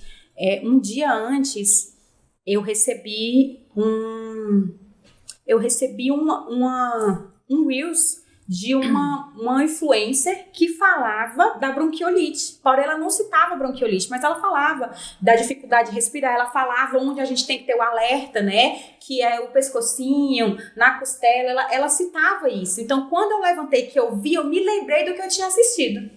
Eu falei, ele tá com insuficiência respiratória. Então, assim, mesmo não sabendo da bronquiolite, eu sabia que tinha alguma coisa errada ali, né? O batimento nasal também que acontece. Então, quando eu corri, que eu já cheguei mostrando, aí já foi aquele, né? Os médicos pararam todos para atender, a gente teve uma assistência muito rápida, e isso fez a total diferença, né? No quadro do Vicente, e agravava muito rápido. A bronquiolite tem um negócio do 5º dia. No 5º dia tem um pico, não é isso, doutora? Tem um pico da bronquiolite, assim, que é onde agrava? Na verdade, assim, é que você me perguntou o que é, se era aquilo mesmo, né? A bronquiolite é uma doença, ela é pulmonar porque o bronquíolo, né? Que é essa parte onde fica inflamado, ela é o finalzinho da via respiratória. Finalzinho, parece uma árvore, né? Os seus raminhos. E os raminhos, eles vão ficando cada vez menores, mais finos, quando vai chegando perto ali do pulmão, né? Da periferia do pulmão. Então, o vírus sincicial respiratório, que é o principal causador da bronquiolite, a gente tem outros, 2 principais, é sincicial e rinovírus. São os mais, tanto que, por exemplo, prematuros, que têm mais chance de fazer bronquiolite, a gente faz a imunoglobulina, né, tentando evitar a bronquiolite nesses pacientes. Então, o vírus, ele começa com um quadro de via aérea superior. Ele começa na via aérea superior, por isso do 5º dia. Que realmente é como se fosse o período que esse vírus, ele desce, né? E vai para o pulmão, até chegar no pulmão. E aí tem um monte de fator que pode fazer essa criança ficar mais grave ou não, né? A gravidade, ela é multifatorial. Mas ela começa com uma via aérea superior, ela vai até esse finalzinho da árvore brônquica, né, que chama bronquíolo, por isso bronquiolite, é uma inflamação nesse finalzinho da árvore respiratória, que é onde tem troca gasosa. Então, além disso, acontece também um aprisionamento de ar, né, fica inflamado nessa região. Então, no lugar que tem ali a troca, tem um processo inflamatório. Todo processo inflamatório tem algumas coisas. Tem acúmulo de líquido, né, e inchaço. Então, é como se um bronquíolo que era para ser assim, né, para passagem de ar, ele fica pequeno, ele fica inchado, ele fica encharcado de líquido. Por isso que a gente, quando ausculta, tem uma ausculta muito ronco, né, parece que tem muita secreção por causa disso. E é uma área de troca gasosa. Então, por isso que a criança fica, que a gente chama hipoxêmica, né? Cai a saturação de oxigênio. Então, é mais ou menos isso, resumido do resumido, é mais ou menos isso que acontece. E eu queria aproveitar, né, o seu podcast, o seu episódio, para a gente falar de uma novidade muito importante, né? A Pfizer, que é um laboratório que vocês já devem conhecer de outras vacinas, ela pediu registro na Anvisa para a vacina contra a bronquiolite, né? Eu arrepio, né? Essa vacina, ela vai ser feita na gestante, né? Nos últimos meses ali de gestação, e com essa vacinação na gestante a gente vai conseguir mais de 80% de proteção nos primeiros 3 meses, que é onde é mais grave, né? Até 6 meses de vida com um pouquinho menor de eficácia, perto de 60%, quase 70%. Mas então até 6 meses de vida do bebê, a vacina que vai ser aplicada na gestante vai conferir proteção contra a bronquiolite, né? Então, assim... Que novidade, hein? E vacine-se. Carol Souza, agora os trigêmeos vêm. Mas assim, ó, porque quando isso acontece, o que acontece às vezes, na maioria das vezes, como é uma porcentagem muito grande de internação, quando a gente tem período de sazonalidade, que são os períodos que a gente mais tem casos de bronquiolite, por isso que você falou, todo bebê tem bronquiolite, não é isso, é porque chega uma determinada área, momento do ano, em que esse vírus circula mais mesmo. Qual a época, Nath? Depende dos estados. Aqui, por exemplo. Aqui é março a julho. Março a julho, se não me falha a memória. Mas eles se intercambiam, né? Então, São Paulo, Nordeste, mas em cada lugar tem picos. Você vê, começa a dar a notícia em Brasília, e daqui a pouco em São Paulo, daqui a pouco aqui, né? E com o Vicente como foi depois que vocês foram pro hospital? Ele chegou foi grave? Como que foi? Foi grave. O Vicente chegou a ser entubado, mas a gente ficou quase 30 dias internado. De tempo total, assim? De tempo total, quase 30 dias. Do dia que eu entrei até o dia que a gente recebeu a alta, de verdade, porque eu cheguei a receber uma vez, com 14 dias, eu recebi uma alta pela manhã, à noite eu já voltei com ele com outra crise. Como que foi? Você descobriu, sentiu, né? Aí você foi direto pro hospital quando você chegou lá. E aí? E a partir daí, o que aconteceu? Né? Como que foi? Como que eles receberam? Qual que foi o diagnóstico? Como que você teve que proceder daí em diante para de repente você ficar esses 30 dias? Conta pra gente como foi o processo ali.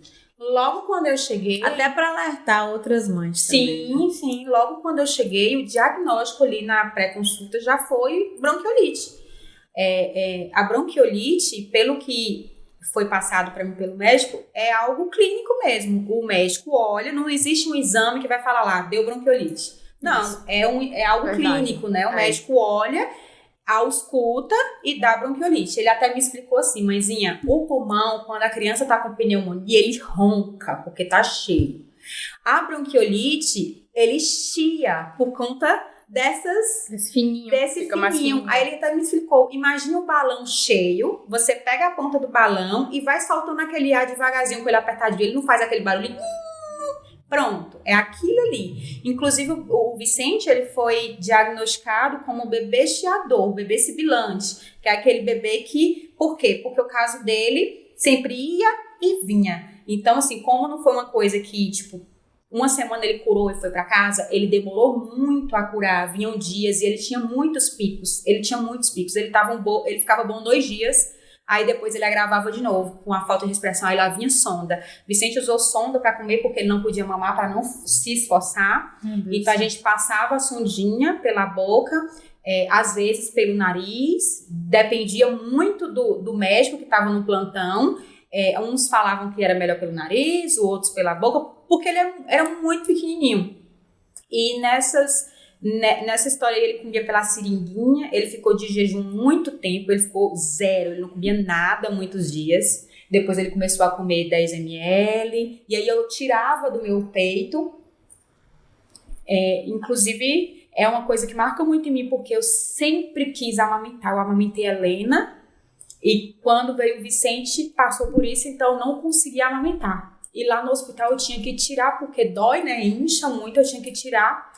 E lá, infelizmente, não tem um banco pra gente guardar o nosso leite. Olha, gente, cada gota de leite que pinga do meu peito e cai no chão, eu choro. Mas assim, eu tenho pena. Sabe quando você pega e tira o leite e que no final eu viro o pote e faço assim, eu bato assim, ó, pra pingar tudo que tiver que pingar. sabe? Porque é um absurdo a gente não ter, né, um banco de leite, com tanta gente que precisa. E eu não tinha como tirar e ir pra casa, colocar lá e voltar de novo. Eu não tinha essa opção. E uma das coisas que eu postava nesses primeiros dias era isso. Eu postava a minha bombinha cheia de leite de um peito só. E você tinha que jogar fora. E aí eu postava jogando na pia aquele leite. E aquilo ali matava. E aí eu escrevia no post, né? Como que aqui não tem um banco de leite? Quantas ali e outra ali não era, eu não queria guardar para o meu filho. Eu podia estar dando aquele leite para tantas outras crianças que estavam precisando daquela imunidade, sabe? Porque a gente sabe que é o melhor alimento do mundo, é o mais completo, né? Não tem como falhar, né? Uma coisa que vem divina, que cria aqui, não tem como falhar. É uma das piores partes, quando eu digo assim, que eu parece que eu seleciono as piores partes para postar, é exatamente isso. Eu posto aquilo que dói e que muita gente esconde porque dói, porque sabe? Porque é bonito, né? E isso, porque a maternidade é uma coisa linda e todo mundo só acha, né? Fica aquela Fácil, fantasia. E não é, né? Tem as dificuldades. E pra mim, naquele momento, Eu acho também porque, assim, às vezes você não quer se expor. Porque quando você se expõe, você tá predisposta a receber a pedrada que vem de lá. E às vezes você não suporta. Mas eu vou Então falar... você escolhe compartilhar o que é bom, né? Mas eu vejo, por exemplo, né? Se eu fosse compartilhar tudo que eu já passei, eu acho que eu devia estar com uns 1 milhão de seguidores. Mas eu escolhi não expor, porque, na verdade, é um perfil pessoal meu também, né? Também não é só o lado, acho que de repente, de não querer receber as pedradas também, né? Eu também não tô afim de receber pedrada, mas no meu caso, por exemplo, isso é até uma coisa que eu queria te perguntar depois. Mas no meu caso, por exemplo, eu não quero expor eles, entendeu? Eu não tenho problema nenhum em falar minha dor, meu choro, mas eu sei que expondo isso, eu também, né, de repente vou expor eles, mas eu acho que você me trouxe hoje várias outras, né, porque o tanto de coisa que você falou aqui, eu tenho certeza que você ajudou outras mães, porque, por exemplo, você que é leiga, né, você não é profissional da saúde, você falou exatamente o que eu falo pra mãe, olha, tá doentinho, é isso aqui que você vai prestar atenção. Então, você soube identificar o desconforto respiratório do seu filho. Aonde que tem que olhar, como que tem que olhar. E assim, você falou uma coisa muito importante, não sei se você sabe disso, mas um bebê pequeno, como o Vicente foi, quando adoeceu, ele não vai ter febre, tosse. Não é igual a Helena de repente. Não tem nada de imunidade, né? É um bebê que vai ficar sonolento, que vai mudar comportamento, que não vai mamar. É isso daí que a gente espera de um bebê pequeno. E que nos primeiros dias de vida você conseguir identificar isso, você realmente tem que estar muito atento. Muito atento, muito conectada, né, com seu filho. Porque é uma criança que praticamente só mama e dorme. Pois é, o gemido, por exemplo, podia ser confundido com cólica. Que é muito comum as mães falar, meu filho tem cólica, ele geme, né? Ele geme, ele se espreme. E aí vem a diferença, né? De cólica, aí tem refluxo, aí tem tantas outras coisas. Então, se mistura ali e acaba passando mesmo despercebido. E o trabalho da Nawane, ele é tão relevante e tão importante que quando você está do lado de cá como mãe, você às vezes não tem esse olhar clínico que a outro está dizendo. A ponto de uma médica mandar um direct pra Nawane e falava assim, veja isso, meu filho tá com bronquiolite. E ela dizer, seu filho tá, corre. Olha quão sério isso e quão humano nós somos para entender que qualquer momento, independente da profissão, você precisa do outro olhar. O pós-parto deixa toda e qualquer mãe vulnerável. É muito novo. A Carol falando assim, ela sentia o medo. Quando ela fala o medo, eu entendo que ali é um sentimento que mãe de primeira viagem geralmente tem, e é em tudo. Às vezes, a gente tem dúvida até se a cor do cocô do recém-nascido tá certa. É um medo misturado com super proteção, mas não no exagero, é na proteção mesmo. Sim. Porque é tudo muito novo, e você não quer passar por uma coisa que já... É engraçado que a gente fala de empatia, né, que seria muito mais fácil outras mães que são mães, que já passaram por isso, de repente entender algumas atitudes, porque eu não querer receber visita não é de repente para eu ser julgada, eu não tô aqui para julgar se você não recebeu visita ou se você recebeu visita. Se você conseguiu receber visita, parabéns, que bom que você conseguiu receber visita, mas se eu não conseguir receber visita, eu preciso de respeito, é uma escolha minha e do pai dela, e isso, se isso vai me trazer mais segurança, tá tudo bem também. Então, acho que a gente não tá aqui para julgar o outro, e sim de se colocar no lugar do outro, né? Que talvez a empatia para quem realmente é mãe seria de repente, pô, eu passei por isso também. Não foi dessa forma, mas de repente eu entendo, né? A decisão dela. Ou se eu não entendo, eu respeito. Respeito, Mas não foi dessa forma que eu recebi, entendeu? E tá tudo bem também, né? Se a gente for tentar ter que dar uma satisfação para todas as pessoas que concordam ou não, a gente vai parar, a gente não vive, entendeu? Então, eu sempre, na minha cabeça, eu tinha consciência que aquilo ali foi uma escolha que eu fiz, não me arrependo, ok. Talvez eu estivesse pagando um preço muito mais caro de realmente achar que tudo fosse normal, ou não também, né? Mas eu respeitei a mim, né? E ok. E outra fala que Nawane coloca ali, que eu achei interessante, é isso, né? De você não tinha suporte aqui, né? Não tem uma rede de apoio, né? E por isso sua filha estava ali na escola e tal. Que eu vejo muito isso, né? Às vezes a gente só fala assim, mas o menino tá doente, leva pra escola, né? Nossa, quantas mães eu já atendi assim, doutora, eu não tenho o que fazer. Eu não tenho o que fazer. Isso também é doloroso, né, gente? E Nawane falou mesmo, se eu soubesse, lembra que você falou na nossa reunião de pauta, dos riscos, e se eu conhecesse antes, né, o que era uma bronquiolite, eu jamais teria levado a Helena pro colégio, sendo que ela não tinha necessidade de fato ali de aprendizado, né? Ela não precisava. Sim, se ela fosse faltar um mês, 2 meses, não iria fazer diferença nenhuma. Ela poderia ter também ido após 2 meses para a escola, poderia voltar, né? Mas naquele momento eu pensei o quê? No suporte. Eu pensei que porque enquanto um dormiu, o outro estava acordado, eu precisava que o acordado fosse para a escola para que eu dormisse também. Então naquele momento eu pensei muito em mim, uma vez que eu não sabia dos riscos que eu estava fazendo ali, do que eu estava colocando em jogo, entendeu? Que era a saúde do Vicente. Eu escolhi não receber visita, porém a Helena estava indo para a escola e veio de Helena, entendeu? Eu não tive visita. A avó veio ver Vicente. A avó veio ver Vicente, depois que Vicente recebeu alta do hospital, e alguns meses depois, porque depois que ele veio, aí que eu não queria seus ninguém. Traumas mesmo. Porque ele estava com a imunidade baixa, uma criança que fica tanto tempo, que ficou entubada, tanto tempo no soro, ele estava com a imunidade baixa. E você já tinha voltado para casa, né? Então, assim, conta pro pessoal do que ele recebeu alta, e aí você teve que voltar de novo. Conta essa parte. Ele recebeu alta com 14 dias internado. Ele recebeu alta de manhã, 11 da manhã. E quando foi 11 da noite eu voltei para o hospital. Mas depois disso, ele teve uma melhora. É isso que eu falei. O quadro do Vicente ele foi dado em altos e baixos o tempo inteiro. E até aí eu ainda compartilhava tudo isso. Falei, gente, tá tudo bem. Porque as pessoas se preocupam, né? E eu falava, gente, tá tudo bem, mas continuem orando, estamos no hospital. Aí veio a questão da exposição, que a Nath falou, né? Que uma vez que ela não compartilha ela, talvez não é só ela. Ela quer não preservar as crianças, né? E lá no hospital, quando eu postava o Vicente, eu postava o pezinho dele. Eu nunca mostrava o rosto dele, porque nem eu conseguia ver o Vicente daquele jeito. Eu não queria que as pessoas vissem o Vicente daquele jeito. Sim. Gente, o Vicente era uma bolinha. Quando eu via o Vicente naquela situação, sendo furado o tempo todo. E era o tempo todo. Quando eu falo o tempo todo, não era uma vez no dia, não. Ele era furado o tempo todo.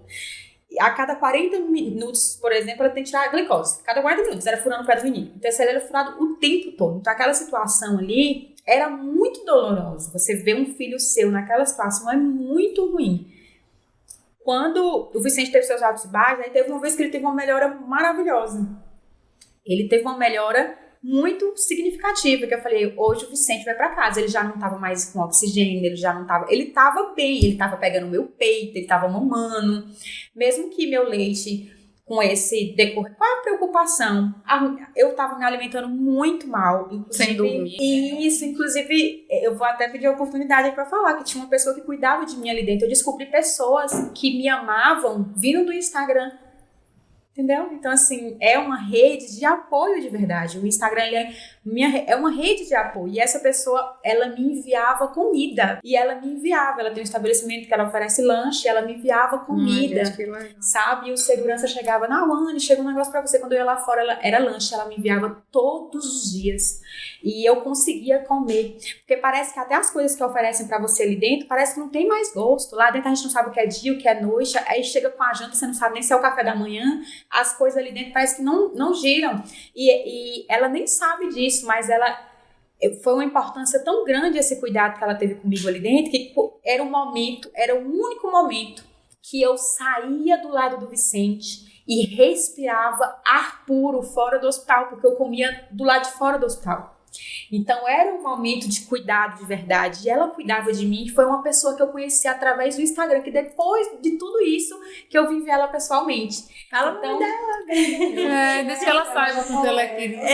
eu falei que a Kika Lanche, ela cuidou de mim mesmo, ela cuidou de mim, ela teve um cuidado que eu sou eternamente grata, e eu já falei, na verdade, assim, já gravei um vídeo pra ela falando desse cuidado, da importância de ter pessoas de bom coração, como é bom ter pessoas que olham para pessoas, porque pessoas ainda gostam de pessoas. É importante a gente lembrar disso, uma vez que a gente vive numa era digital. Pessoas gostam de pessoas. E quando eu compartilho para pessoas. Quando eu falo das minhas madames, eu falo com pessoas. E como é legal esse negócio aí de, não, eu privo os meus filhos. Quando eu exponho os meus, eu não olho muito para essa parte, eu olho como se fosse uma visita.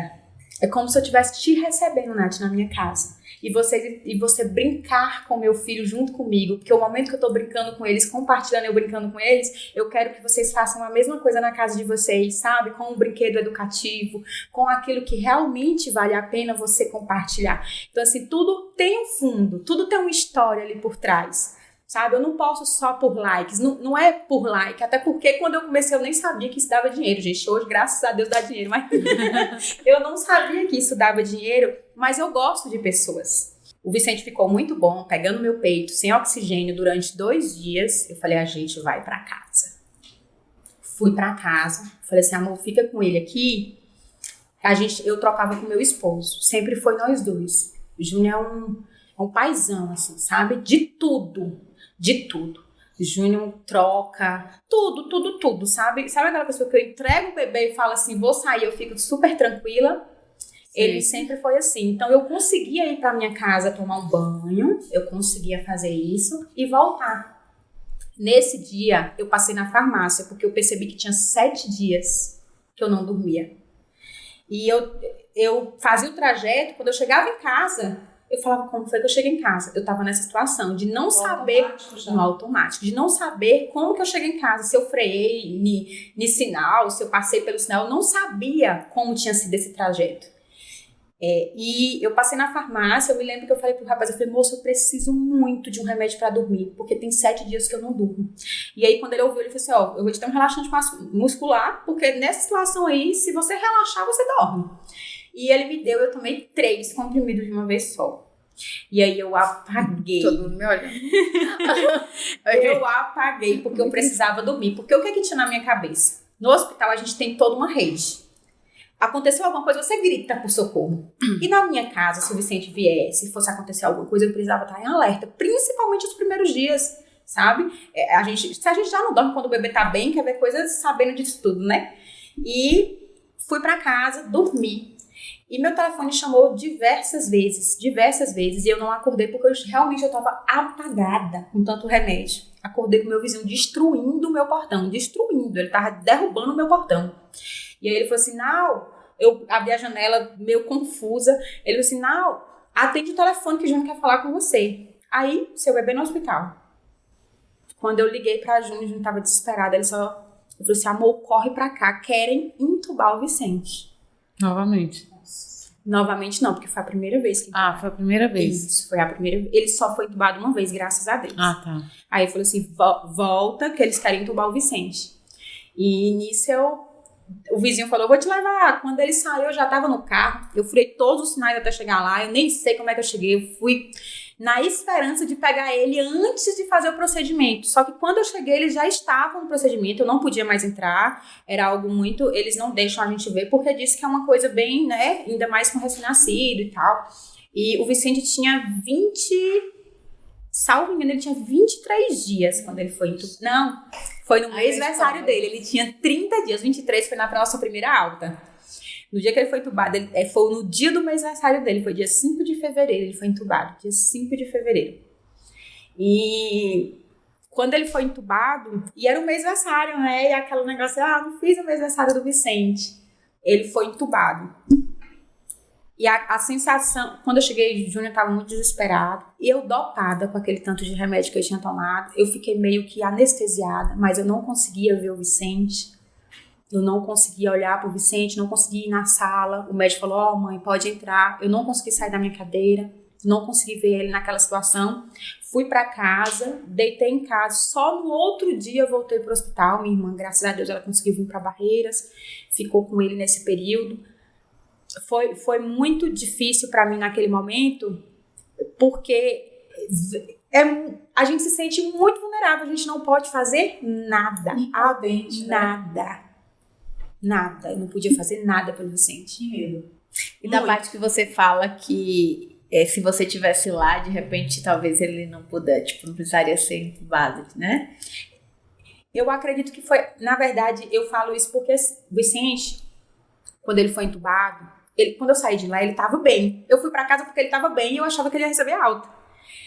Quando fizeram o procedimento, ele ficou roxinho, que meu esposo viu que ele tava roxinho e já levaram ele correndo, Júnior me ligou e eu não atendi porque eu estava apagada. E a sensação, eu acredito que ele tenha ficado muito desesperado e tenha me ligado. E quando eu cheguei lá, que ele olhou pra mim e falou assim, amor, você tinha que estar aqui, você precisava estar aqui. Ele falava muito isso pra mim, amor, era pra você estar aqui com ele, Ele falava muito isso pra mim. E naquele momento eu peguei aquilo pra mim como algo assim, ele queria dizer pra mim assim, se você tivesse aqui, como você é a mãe, talvez ele tinha ficado bem. Se você tivesse aqui, como você é a mãe, se você tivesse pegado ele no colo, ele não precisava ter sido entubado, sabe? Então assim, a gente tem muito isso do colo da mãe. A mãe, ela é vida pro filho, né? Então eu acredito que ele tenha sentido isso. Ele falou que eu precisava estar lá e eu peguei isso como por que eu não estava aqui. E isso ficou muito tempo em mim. Por que eu fui embora? Por que eu decidi dormir? Por que eu fui descansar? E aí surgiu uma culpa. Né? Falei, poxa, tem 7 dias que eu não durmo. Quando eu decido dormir, acontece isso. Tipo assim, a culpa foi minha. Naquele momento eu senti muito isso de culpa. E por muito tempo, Vicente foi para casa bem. Ele foi entubado milagrosamente, mais uma vez. Com 2 dias ele foi entubado, ele ficou só 2 dias entubado. Porque tudo com o Vicente foi coisa de Deus, assim, foi tudo muito rápido. Quando a doutora falou assim, eu vou entubar o Vicente, foi o dia mais feliz da minha vida. E foi muito rápido. O Vicente, ele foi entubado e ele ficou 2 dias, quase 3, lutando contra o tubo. Ele lutou, ele não dormia, ele só dormia quando realmente ele dormia. Mas quando ele estava acordado, a sedação não apagava o Vicente. O Vicente ficava o tempo todo assim. E aquilo me matava, porque eu falava pra médica, eu falei, tira isso dele. Ele não precisa disso, ele não precisava daquilo. Eu sei que ele não precisava, sabe? Eu sei que foi um momento e que isso salvou ele, que o médico fez isso para que não causasse danos, né? A gente sabe que a oxigenação no cérebro não pode faltar por conta de sequelas, né, e tal. Eu sou extremamente grata, mas eu sei que o Vicente nunca precisou daquilo. Eu sei que o Vicente, ele foi um milagre de verdade, assim, porque ele lutou contra o tubo o tempo todo, ele não descansava. Enquanto ele estava acordado, ele fazia esse pescocinho dele.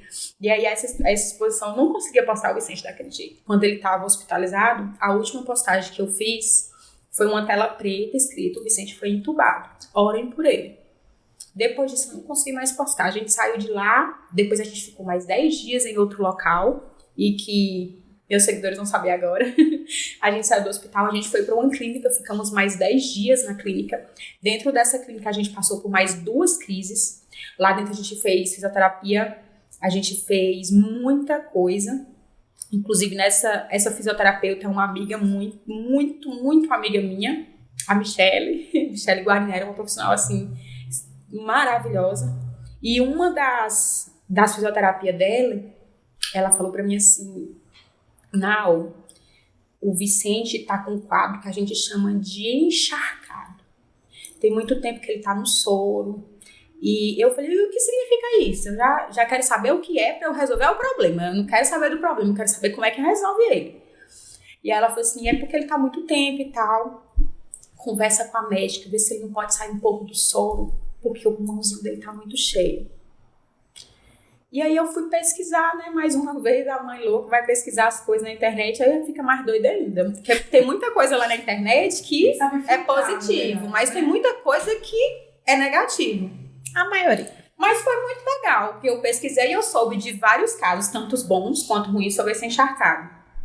Conversei com a médica do plantão, ela foi maravilhosa. E eu pedi pra ela tirar o soro do Vicente. Ela falou, você tem certeza? Eu falei, ele não é mais meu filho. O Vicente só dormia. O Vicente não tinha um episódio acordado. O Vicente mamava dormindo, porque estava na hora dele mamar, porque já estava bom de colocar a chupinha na boca, sabe? O Vicente não tinha mais um episódio vivo. Ele não sorria mais. O Vicente ficava um pouquinho assim, quando eu dava o banho, dormia de novo. E eu decidi, foi uma decisão minha, assim. Eu orei muito, passei a noite chorando. Eu falei, Deus, me dá força.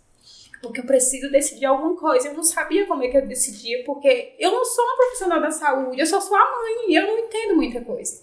E eu lembro que a doutora falou assim, olha, quem conhece o seu filho é você, que é a mãe. E se você tá me dizendo isso, a gente vai tentar. Só que tem o seguinte, ele tá terminando o ciclo de antibiótico, e se não for na veia, a gente vai ter que dar injeção. E dói. E ele ainda faltava um 4.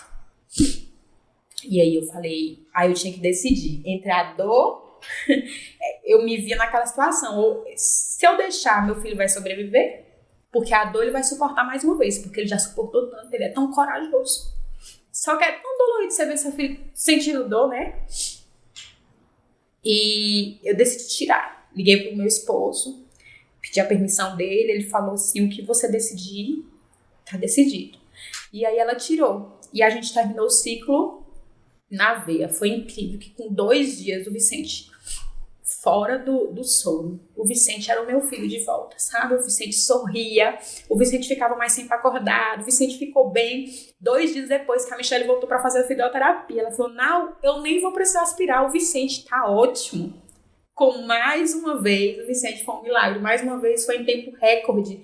Foi tudo muito assim, intenso e muito rápido ao mesmo tempo as coisas com o Vicente. Acontecia o diagnóstico ruim, que podia ser o fim, quando a pessoa já chegava assim, sabe? As seguidoras falavam pra mim assim, não, eu fui lá, porque o Vicente ficou na ala da emergência, então todo mundo que chegava com seu filho doente via o Vicente. Era assim, não tinha vaga na UTI, ainda tinha isso. O Vicente ficou entubado no corredor, não tinha ala. Todo mundo via, todo mundo passava e via o Vicente. E uma dessas seguidoras, há pouco tempo, eu até printei e postei, ela mandou pra mim assim, não, eu tava lá com meu filho. E eu escutei os médicos conversando no corredor e falando assim, se era bom a mãe deixar ele partir. Olha pra isso. Então, assim, o quadro do Vicente chegou em uma situação que as pessoas não viam mais melhora, porque ele piorava. Ele ficava bom hoje, no outro dia ele ia para oxigênio, ele ia para sonda, ele foi entubado. Aí ele voltava um pouquinho, ele tinha outra crise. Então, assim, o quadro do Vicente era uma montanha-russa o tempo todo. Vinha um diagnóstico ruim e eu falava pro médico, ele vinha com o diagnóstico, eu falei assim, eu repreendi, eu falei, tá repreendido, meu filho não vai passar desse jeito, não vai ser desse jeito, sabe? Eu não aceitava os diagnósticos, embora eu soubesse, mas eu nunca aceitei. E eu sei que aqui fora tinha muita gente orando pro Vicente, eu sou uma pessoa de muita fé, eu creio muito em Deus e eu sei que ele foi. Inclusive, depois que a gente passou por tudo isso, fomos pra casa, o Vicente ficou bem, a perninha dele... Ele teve alguma sequela? Todo roxo, nadinha.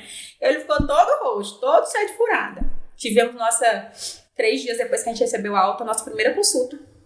E o doutor olhou, aí procurou, auscultou de novo, tirou a roupa de novo, e botou de novo, e cutucou o Vicente, e virou o Vicente de lado, e levantou o Vicente. Olhou pra mim e falou assim, mãe, você acredita em milagre? Eu falei, acredito. Ele, o seu filho é um milagre. Ele falou assim. Então, ouvir isso de um médico, para mim, é muito gratificante. E motivo suficiente de eu honrar sempre o nome do Senhor. Porque medicina e religião são coisas que as pessoas falam que não bate, né? Ele queria um diagnóstico clínico, eu tenho certeza que ele queria ter uma explicação. E ele fala isso, inclusive ele falou assim, que queria fazer uma tese, né, do Vicente, permissão para falar do quadro do Vicente. E depois disso, na verdade, teve muitos quadros, né? Teve as informações da bronquiolite. Depois disso, surgiram muitas as informações da bronquiolite, porque eu acho que até aquele momento realmente era algo que existia, porém não tinha muitos casos graves, né? E depois disso, houve muitos Acho que casos. também foi alerta pra muita gente. Eu te conheci depois desse episódio do Vicente, das pessoas pedindo pra compartilhar nas redes sociais, pra orar, sabe? Eu acho que ele precisou ele precisou de alguma doação de sangue? Não. Eu acho que foi oração mesmo. Acho que foi. Foi dali que eu te conheci. E depois fui assistir os stories para poder entender, né, o que tinha acontecido, né, enfim. Mas era Eu uma coisa deixei que eu tudo também não salvo, conhecia. inclusive. E até hoje as pessoas ainda me compartilham, comentam nesses alerta, né, serve para Isso. outras mães também. E vai sempre servir, é um vírus, né? Ele não vai acabar, ele não vai morrer, ele vai sempre existir. A gente, graças a Deus, agora tem uma vacina aí que vai amenizar esse vírus, mas ele vai sempre existir, né? É a questão do cuidado mesmo que a gente tem que ter, essas informações. Eu creio que compartilhar tudo isso, engraçado que eu compartilhei antes de saber tudo isso, eu gravei de manhã cedo aflita, eu falei, gente, o Vicente não está mamando, eu chorava muito, porque o peito desse tamanho, tudo dolorido, e você vê que seu bebê não tá mamando, alguma coisa tem. Eu sabia, aí Júnior falava pra mim, amor, ele tá com sono. Eu digo, sim, mas enquanto tá com sono, não come não, menina que tá com sono, não come não, menina que tá com sono, não come. E eu compartilhava tudo isso, eu compartilhei tudo isso, eu deixei salvo nos meus destaques, assim, o passo a passo de como foi até chegar lá, né, na intubação, que foi o mais grave, assim, isso. Não, Anny, o que você tirou, assim, né, de lição? Acho que a gente não consegue nem... por mais que a gente imagine, eu acho que só quem passou, né, Nath, que Certeza. né, passou por situações assim, a Aline também, do que realmente... Dos aprendizados, o que a Nawane, em que a Nawane se transformou depois disso, o que você mudou, né? Não só de percepção de vida, como de aprendizados que você vai levar para sua vida inteira. Eu acredito que hoje eu sou muito mais forte, eu acredito que ser mãe não é só um sonho hoje, igual era no início. Eu acredito que Deus... Ele não escolhe os capacitados. Deus capacita os escolhidos. E eu acredito muito que Ele me escolheu justamente porque eu tenho toda essa rede.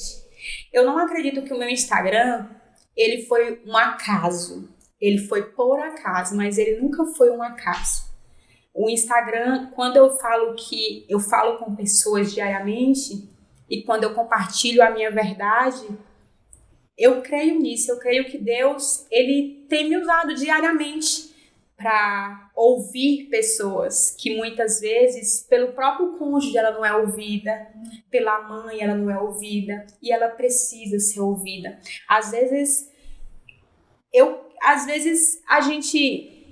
uma vez eu compartilhei, uma vez eu compartilhei que eu ficava em casa cuidando dos meninos, né? Que eu estava em casa cuidando dos meninos e tudo mais. E aí veio uma pessoa me colocar uma crítica, um homem, inclusive.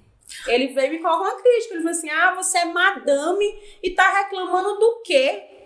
E aí foi de onde surgiu, que eu chamo minhas seguidoras de madame. Eu chamo elas de madame, porque eu falei, poxa, somos madames. A gente não faz nada, a gente passa o dia inteiro criando crianças incríveis, né?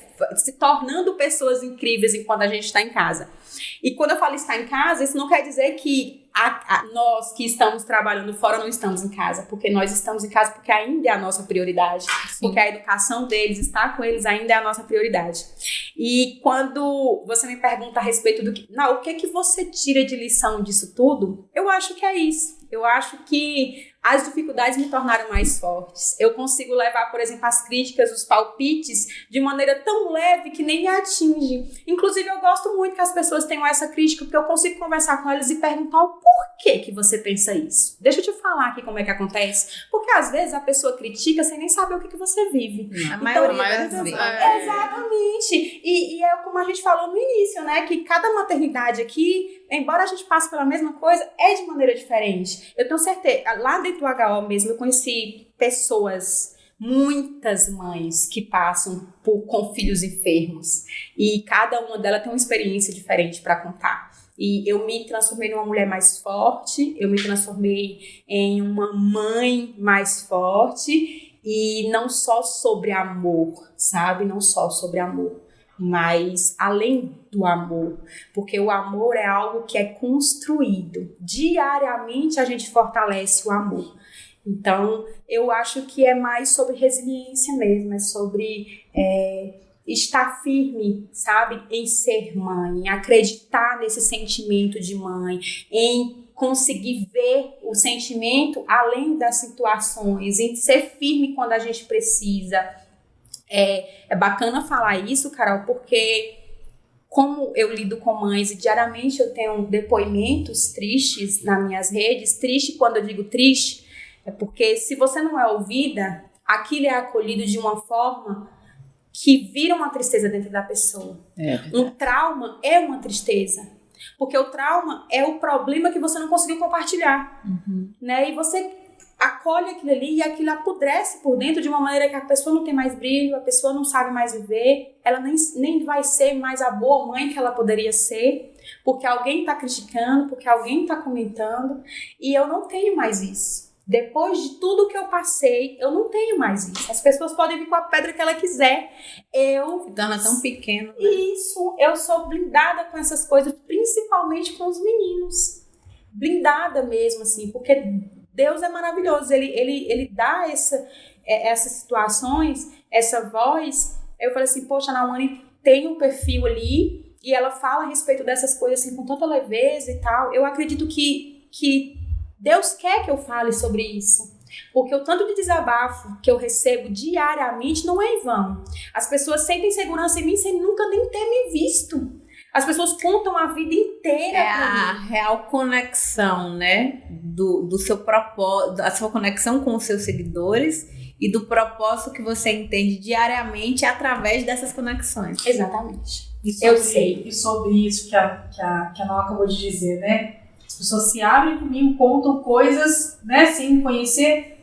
E eu acho que aí entra um ponto muito importante também, porque ela não quer ser julgada, ou então, assim, é uma pessoa, é um olhar de uma pessoa de fora, que não conhece a fundo a minha vida, mas que eu sinto a liberdade de poder dizer, porque eu vou ser acolhida e não julgada. E não é todo mundo que consegue compartilhar a dor, né? Por mais que você esteja ali compartilhando o seu dia a dia, você falou, né? Quando o Vicente se encontrou em tal situação, eu só coloquei um fundo preto e falei, orem pelo Vicente.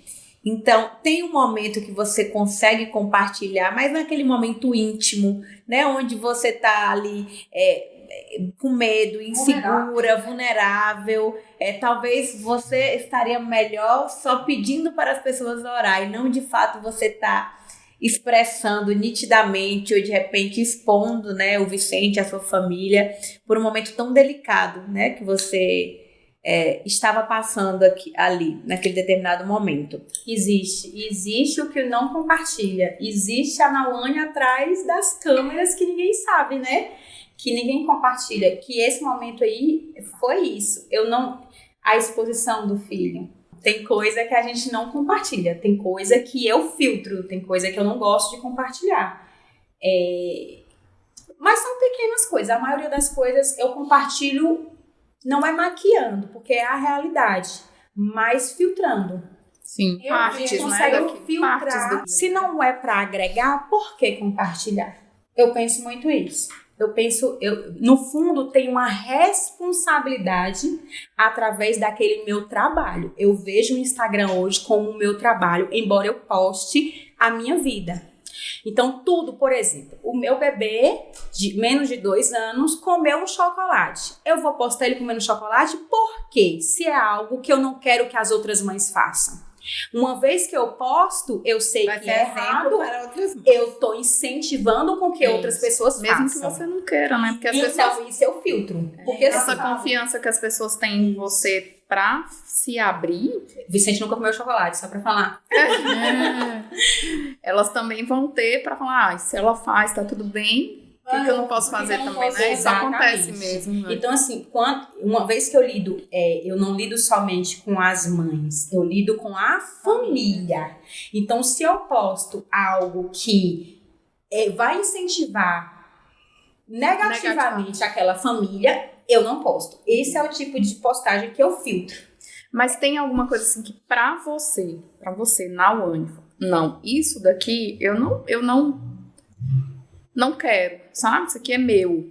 Eu economizo muito meu marido. Ah, Eu não posto meu marido assim, sabe? Não fico muito expondo ele, porque aí eu não posso ficar vendendo meu peixe. Então, assim, é uma coisa que eu filtro muito. Envolve o meu trabalho, envolve, porque é família, porque é rede de apoio, não, gente. Pai não é rede de apoio, pai é pai. Porque envolve, né? Envolve. Mas eu costumo deixar ele mais no privado, assim, sabe? Guardadinho. É uma parte, assim, sabe, minha. Sobre as crianças, como eu não fico, por exemplo, não é um Big Brother, né? Não é sim, você não fica ali o tempo inteiro, né? Não é o tempo todo. Então, eu filmo realmente aquilo que vai dar uma dica boa pra uma mãe, aquilo que vai incentivar a mãe a fazer coisas boas, né? Aquilo que tem importância, que tem algo válido. Aquilo que não tem, a gente vai passando pra lá, sabe? Mas, assim, eu filtro somente essas coisas. Não tem algo que eu falo assim, gente, eu não posso postar isso aqui não, porque... sei Como lá, as pessoas vão me ver, não sei o que, sabe? Essas coisas. Sim. Eu não penso muito nisso, se foi essa questão. Não. É a questão da própria exposição mesmo. Não tem. Não nenhuma, nada específico. Não. E já que você falou em marido, que você não quer compartilhar com razão, nós temos um quadro que se chama Rapidinha. Nós falamos uma palavra e você rapidamente fala o que vem na sua outra cabeça. palavra. Mas é outra Com uma palavra. Mas Uma palavra. é rapidinho, papá. Entendeu? Só isso. Eu não sou muito... Não é DR.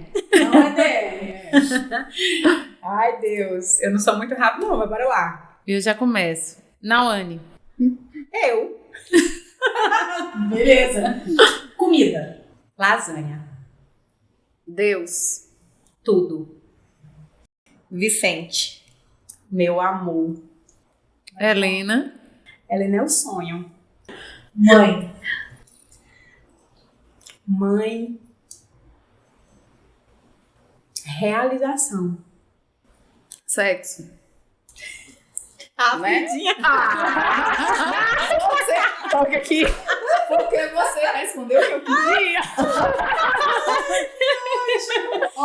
Sexo é necessidade, gente. Sexo é necessidade. Já, depois que você tem 3 Sexo filhos, sexo diário. é necessidade. Porque ficou estressado. Aí. Isso entendi. Já fazer o que nunca? Vamos fazer o que nunca? Então agora tem um outro quadro. Tem Quem nunca? Agora a gente vai chamar a nossa diretora para participar com a gente do quadro Quem Nunca. Então ela vai fazer as perguntas. Quem nunca, lá. Se já fez, bebe. Se não fez, fica quietinho. Beleza? Vamos, diretora? Vamos lá. Conto contigo, hein? Quem nunca sonhou como seria seu parto e não foi como pensou? Interessante. Quem nunca visitou o bebê recém-nascido após ser mãe? Gente, que exemplo de mãe vocês são. Olha aqui que é Eu já canso pela mãe, já tô cansada. Eu já digo logo, não vou não. Bueno, nem me Eu espere. também, só que digo, não, Não sempre vou, disse, nem na me verdade. chama. Quem nunca teve pavor da bronquiolite? Ô, minha irmã, Podia acrescentar mais algumas palavras. eu tenho medo de quê? Mais nessa vida. Já foi vacinada, né? Já. Quem nunca foi julgada por expor-se ou não nas redes sociais? As redes sociais como um todo? Como um todo. Se bota, o povo critica. Dá Se pra não bota, tomar o critica copo também. todo? Bora. Eu coloquei isso. Traz um Eu acho que eu balde. nunca fui julgada, não. Se quer dizer, se fui julgada, não chegou até mim, então. Não, você não Tá sabe. ótimo. Deixa eu mandar direct. Acredito que essa todas vão beber, viu? Já pode secar o copo. Ai, Jesus. Eita. Quem nunca sentiu a dor de outra mãe? Ah, traz uma mangueira pra mim. Isso aqui é vodka, tá, gente? Que tem aqui nesse Oi? copo. Você tava meditando, Lucas? Não, Anne, a gente quer agradecer. Eu acho que eu falo aqui em nome de todas nós, né? Foi muito interessante ouvir sua história por diversos fatores, né? A sua história emocional, social, seu crescimento como mulher, como mãe, né? Depois de tudo que você passou com seus filhos. O quanto você foi conectada, né? De perceber coisas que muitas mães não perceberiam. E como o seu trabalho é importante nesse sentido, né? De outras mães, outras famílias, como você trouxe, poderem se sentir acolhidas, ouvidas, sem julgamento, e de repente, poxa, olha, agora eu sei reconhecer, por exemplo, quando meu filho não tá bem, né? Que eu posso e devo procurar ajuda quando eu pensar nisso. Então a gente agradece muito a sua presença, foi bem engrandecedora, do fundo do coração, assim. E a gente quer deixar esse espaço aberto para você, se você quiser falar alguma coisa, seu momento aí. Obrigada. Eu que agradeço e quero parabenizar vocês por esse trupe de mãe, esse espaço aqui, né? Onde a gente consegue expor um pouco do que a gente passa dentro de casa, que a gente tá ali dentro da caixinha, às vezes não tem ninguém para conversar. E aqui Trupe de Mãe traz isso bem bacana pra gente. Já quero voltar aqui, agradecer a todo mundo que orou, dizer que eu sou eternamente grata. Quando se trata de filho, você que é mãe aí, você sabe, eu sou eternamente grata por tudo que vocês fizeram. Eu não faço ideia da repercussão que foi aqui fora, mas eu sei que foi muito grande. Carol citou aqui que me conheceu através dessa rede de oração que vocês fizeram aqui fora. Eu recebi vídeos de Rio de Janeiro, de São Paulo, de igrejas lotadas, clamando pelo nome do Vicente. E isso não tem preço, sabe? O apoio que eu tive ali espiritual, né, onde eu congrego, do meu pastor, da minha pastora. Então, assim, eu agradeço muito todo mundo que orou. Eu sou imensamente grata e você sempre. E agradecer também a Deus, né, primeiramente aqui a Deus, por essa oportunidade de estar falando sobre isso, de estar com esse apoio aqui de outras mães, para estar abrindo aqui esse papo legal, esse trupe de mãe. E é isso. Obrigada, gente. Obrigada de verdade, viu? É um prazer ter você aqui, escutar essa história tão linda. O Trupe de Mãe é isso, é aconchego, é acolhimento. E aqui compartilhando, tudo fica mais leve. Então você aí de casa, mamãe, compartilha aqui sua dor com a gente, suas alegrias, porque a gente está aqui para isso, para poder acolher outras mães, para poder escutar histórias, para poder compartilhar alegrias, compartilhar amor e ter vocês aqui com a gente. Eu acho que esse é o grande motivo da gente estar aqui, e acredito que assim como a Nawane veio aqui hoje e outras convidadas, com certeza a gente vai estar conectando diversas mães aí que passaram, né, por histórias parecidas com as suas, ou de repente tenha algo em casa que possa trazer aqui pra gente, que a gente fala, né? Compartilhando, tudo fica mais leve. E aqui nesse podcast, Cada mãe é uma peça.